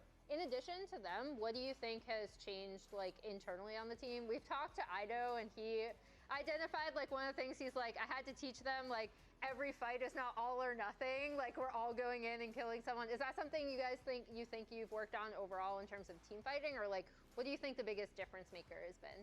Yeah, I think team fighting's always been my weakest area. I think that's something that he's worked with a lot with me on, and we're getting better at. I do think me and Jay are like attack dogs. Yeah. We're very like, I don't know if you ever hear our comms, but it's always like we're always the go like screaming and stuff. So Yeah. you know, I think us being more restrained and just understanding better how to like play slowly and take our small wins, I think that's made a big difference. Nice. Who's the sober second thought on the team? Who's the Yeah. one being like, I don't know, guys? Who's really Isaac new is a Yeah, Okay. Darkwings. Darkwings Okay. is a big like, hey guys, like let me just farm. Well, I love hearing kind of like how the team functions, but it's been a wild ride for DSG and you on the team as well. But now that you've had a couple of wins, I love asking players towards the end of the year, what's your favorite memory with this roster, with this squad? Obviously, there were some shakeups going into summer, but you've had a full year now almost with the organization. So what are the highlights for you? Favorite memory? Well, Probably there's a kicking recent C9 in the next series. That's your future That's memory. true, actually. Honestly, I mean, our goal is to make the international tournament, and we actually think we can, especially because C9 lost to SR, and we really don't think SR is that good. Like, we kind of felt like we should have beat SR in the round robin this time, but we kind of, our inexperience showed, I think. So, you know, I think we actually have hope, and I think that's going to be our favorite memory. Going to Brazil together and maybe even going to Worlds. Yeah, going to Worlds. Going to Worlds. We can see the vision. One thing that you just mentioned was kind of like team inexperience. Today, I thought you guys did a good job of like, there are a few times where some mistakes were made, you were able to bring it back and then win. Talk to me about like what's going on It's the team possible. and like what the If vibes Shop are, for what allows Rebellion you can to beat bring Cloud9, back, we have a come back chance. mentally. I think this split compared to last split, we have a lot more trust in each other. I think a big problem we had last split was we would get a lead and make one mistake, and then everyone would just start tweaking because we've all thrown from here before. So like everyone would just be like, "Oh my god, like, please, please, please, don't walk up!" Like another Tomocom where he's like, "Slow down, slow down, slow down." Yeah, it's kind of like that. And I think now as a team, like we make one mistake, we're like, "All right, guys, it's fine. Like we'll bounce back and we can still team fight properly." So. What kind of conversation needed to happen for that to happen? Is it just the new faces that makes it a lot more easier, or is it like a meeting? I mean, it's like, guys, please stop the doomerism. I think it's like a confidence in our carries now. I think last split we didn't really have a confidence in our carries, and it kind of led to just people tweaking a little bit too much because it was like if we're even, we're losing. If we're behind, we're losing. If we're ahead, we're losing. And it's just like we're always losing. But I think now we have a lot of confidence in Rahel, and Darkwings is improving really quickly, I think, and he's doing really well. So we're a confident team now. Now you talked about it just a little bit with the whole envisioning the future, but of course it's C9 got upset. They're going to be in the lower bracket. They get to choose who they want to play against. Yep. It's likely going to be you guys. And you talked about the weakness and like that you see the pathway forward. But talking about forward, if you were to face a C9, what do you guys want to see from yourselves to be able to take that victory? Like, what does a prime DSG look like? I think just less mistakes. I think we have a good ability to get leads early and like push the pace of the game, but sometimes we play the line a little bit too much, or like some information disappears and then someone gets caught. Yeah. I think lowering those mistakes against C9 would be the biggest thing. That makes sense to me. Good answer. Well, it's awesome to celebrate the win here with XU, but we also do have to acknowledge that Dignitas, this was their last series since they lost in the elimination phase. So we actually have Azale standing by with an interview to hear from Isles from Dignitas. Oh, Thank you very much. Here with this Isles, is so obviously, fucked up. You know, not the end to the year that you would have hoped This is so for. fucked up. Why are you When guys putting look him up back on for this this? year, do you kind of have any, positive takeaways, things that you've maybe learned, or things that you think you've kind of been able to maybe take forward into next year? Honestly, it's hard to see it that way straight away. Maybe after some reflection, I'll, pull out, like you said, the positives of this year. But this year's obviously a failure. Jeez. Maybe the biggest failure possible, like this result, obviously. So definitely gonna have to go back. And Oh obviously not just God! look at the I games, mean, but, he's like, not wrong, but look at come who we on, are as people, come as on, team, as Riot, management, come like, on, what man. went wrong? This was frankly embarrassing. It's Oh Jesus! it's just so far below What's the standard. what's and going on at Dignitas, guys? Yeah, I'm just Dude, we need to look into some human right violation at that org. Is there one moment We that need sticks out to to you, either, from someone today's investigate series or them, from the please. year What's that, going on you over could there? have a redo on something that you'd say, hey, I wish we could have changed this, or I wish we could have had, this game back or that moment back? I mean, obviously, like, clutch moments in games, like, there are lots of things, like this game, for example, that we just played. Obviously, I wish I didn't flash over the wall by the grubs in the first fight. Like, the fight was already won, and the game could have been won, but these moments in-game stem from practice. The saying, like, you sink back to your level of practice, not rising to the occasion, whatever the quote is, right? I think that is and was our biggest downfall. And I wish that, I mean, even now I'm not sure, but I wish that I could go back and, like, do something behind the scenes that would change how we play on stage. It's 'Cause I okay, think it all man. comes down to practice, Yeah, down to attitude, it's alright, dude. down to It's consistency alright. and this type of thing. Hey, don't Yeah, put it really on hard, yourself. obviously, It's a team to pinpoint game. just one thing. So you are done for the year competitively. What's next for you personally? Is it just trying to kind of, take some time and look towards what can make you better as a player, or This is try to solve hard. some things behind the This scenes? is hard, man. I'm definitely gonna have to look inwards more. I think that I wouldn't say I was an egotistical person ever, or I was arrogant or whatnot, but I had like a standard for myself. I think the team and I both performed below that standard, and it's hard to see. It's really hard to play on stage compared to playing in scrims or on my own. Yeah, I'm not sure. Obviously, I'll be doing my best to try and be a great player for next year, but it's going to take a lot of work, I think, from this point, given our results. So. Well, obviously a tough interview to do after a loss, so thank you very much, Alex. Respect. I appreciate it, and Respect wishing you the for best of this luck for man next year. for accepting this interview. Respect. And that being said, we must go through the banner ceremony, so we have to take the last banner from Dignitas. Last chevron. God, having It's like, oh my God! Did you break it? What the? No, Oh, I got to use didn't it. break it. Okay, No, it's okay. good. Yeah, you got I mean, it, they won't yeah. need it anyways. I just know, brother, you are cheating. I just know it. Yeah. Okay, at least I got this I was part down. mentally He's prepping for fast that. at it. There we go. hold on. Okay. Okay, all right. Great Let's job, settle guys. down. Still got it out. But there we go. The DSG banner is regrowing. You had a couple losses, but now 2 back-to-back on Dignitas. True. We'll see if you're able to keep that going. True. But yeah, XU, I also have a gift for you because I Again. know this was the ultimate grudge match, which was a big deal for Shouldn't you to they take make the win. the Also, bottom Darkwings two as well to team take playing the win. So we actually relegations? have a Digi from Dignitas here that I want to gift to you. Wow. And it's to do whatever you want with it. There's a marker. If you just want to toss it away in the bucket, Don't give feel them free. ideas. I mean, I'm just saying, you know, Christ. I think you claimed this. Your team gets a banner, but you can walk home with the Digi. There you go. Yeah, I mean, I have no beef with Dig, honestly. It's just their general manager. You know, the players, you know, okay, there was a, you know, David's, I don't know how to say his last name. David S. on Twitter.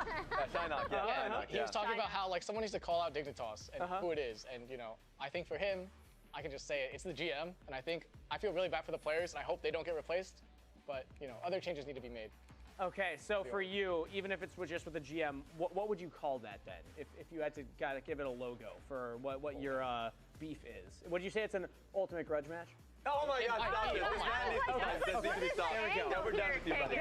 All right, Emily, go ahead. Confused. Emily, go ahead. I tried to set it up. I'm not doing this right. I'm not doing it. Going with that, we're gonna ignore that. I love asking players this, so hopefully you don't look at the prompter. Who do you think should have won Player of the Series for your team? Castle. Castle saved game 2. I'm gonna say Castle. I feel like everyone had their moments. I think I played pretty well today, except the last game I had like some suspicious things. I don't know. Usually I just go with Rahel because I think he's the best player on our team, but he kind of refused to flash some fights in the third game. So I'm gonna say it's me because you know what? It's Castle. Honestly, it's well deserved. I think Castle did great today. Yeah, right. There, I think everyone had their moments, and it was like a back and forth. Castle, especially on his Mbessa game. Yeah. His God, that Mbessa. Baron situation was insane. But we lost that game. Yeah, Mbessa saved game 2. Performances and losses don't really count. I think you guys won that one. I'm pretty sure that was game 2 that you won. We won that one. That was the actually Mbessa one. Yeah. No, it gets confusing. I thought that was the game. It's okay. The Dial one was like great game state. That one was a loss. Yeah. But also game 1 on the Rumble, and then even on the Scion, he was still, you know, pushing for side lanes a lot, but when he did group up, and this was the fight where Rahel was able to actually free fire, things were working great for you. Yeah. So what was that like then? Because you even mentioned it yourself, like Rahel not being able to We had a flash crazy couple of game times. What were 1. the comms Castle had a like in good those game 2. moments? Game 3, everyone They was were doing completely well. chill. I think the thing is, like, that's the trust, right? Like, And game Rahel didn't 4, flash everyone was doing one well. time, no one's gonna be like mad. You know, we all trust that when it matters, he'll flash, and if he doesn't, it's just unlucky. We'll go again. Okay. So. But speak to Castle a little bit as a player, because being able to work with him throughout the year feels like somebody that you've been trying to unlock and like getting him on carry picks and putting resources into him. Like, how's it been playing alongside him? Castle is probably one of my favorite players I've ever played with. Yeah? I think as a person, he's great. He's always positive, and he's serious when he needs to be, but for the most part, he's very caring and like open to people's mistakes, and as long as you accept responsibility, he's not going to be toxic at all. Yeah. I also think he's just like an incredible player individually. So yeah, That's it's been a pleasure to sweet. work with him. I got to hang out. I had the pleasure of hanging out with the team a little bit last split and watching one of your scrim sessions. And I know I asked all the players, like, what's a word or a phrase that you want people to identify with you? And Castle said rock solid. That's the phrase he wanted people to think of when they thought of Castle. Do you think that he's living up to that as a teammate? Yeah, I think so. I mean, we had so many struggles in the first 2 splits, and I think for him to keep his composure, especially the way he was playing individually, is like really impressive, I think. Yeah, I think a lot of players who are like playing at that level, running it watching their down. team just crumble would like start to get mad at their team and like, you know, flame them, and I think he was just doing a great job of like doing his role, and now that he's doing his role with a better team, I think we're gonna start winning. Hell yeah. Okay. Honestly, let's take a look at the bracket just because after that, let's see what so far the elimination phase is giving. You guys got the 3-1. We passed It round could have been a 1. 3-0, but I'll take it. And tomorrow we have Lion versus 100 Thieves. That one's an interesting one. What are your I think thoughts on that Lion series? 100%. We struggle way more against Lion, but 100 Thieves are just like, you never know. It really is a flip. If they come tomorrow in their on form, I think they're gonna take it easily. Yeah. But if they come with their like kind of messed up, like very confusing form, then they're gonna struggle a lot. So I think Lion is pretty solid. That makes sense. It's going to be a long run from the lower bracket, but every game does bring us one step closer to the LTA Championship in Dallas, Texas. Tickets are on sale, so reserve your seats now to join us on September 27th and 28th to crown the best in the Americas. And if you can't wait that long, we're back here in the Riot Games Arena Friday, September 5th. That Saturday and Sunday, we will also be celebrating Season 3 and the Trials of Twilight. So follow the link on the screen or scan the QR code to purchase your tickets like with the vampire now. Are we playing in the closet next week? Yeah, it's a different Twilight. Okay. It's a different Twilight, yeah. But that's it for us now. We'll Does be anyone tomorrow know? at 4 p.m. Eastern, These 1 last 2 Pacific weeks of for Lion versus 100 games, Thieves. Thanks League so of much for Legends been watching. playing And thank you, in Exu, for being here. the closet. See you tomorrow. Woo! Because I do want to be there in person. All right, big day for DSG. We got a big dub, a much needed dub. Thank you guys, as always, for coming out and supporting. We should be playing next week, either Saturday or Sunday, depending on who picks what. So pretty excited. Most likely gonna play Cloud9 because I don't think Cloud9 is gonna pick 100 Thieves or Lion over us. So a really good chance we play Cloud9, which is gonna be an uphill battle. But the way I see it is like this: in order to make it to Worlds, we always had to play Cloud9, either at this event or the Americas event. So either we beat Cloud9 now or we beat Cloud9 in 2 more events, right? So just gonna have to play them much earlier than expected. Yeah, thank you guys so much for watching. I'm gonna get off here. I have a flight to catch back to LA tomorrow. I was here for Gamescom in Germany. It's been pretty fun. Thank you guys, as always, for tuning in. I appreciate it. I'm gonna raid my good friend Sidion. And when you guys get there, just hit her with a hey smiley face. Hey smiley face. Can you do that for me, chat? All right. Thanks for watching. Appreciate it. Go DSG. Stocks are up. Well done to the players. Well done to the staff. And we'll come back next week and we'll probably take on Cloud9. And I'm proud of the team. We're top 6 in the league in our first year. I'm really proud. I'm really happy. I consider this year a huge success already. All right. Thanks for watching, y'all. Peace.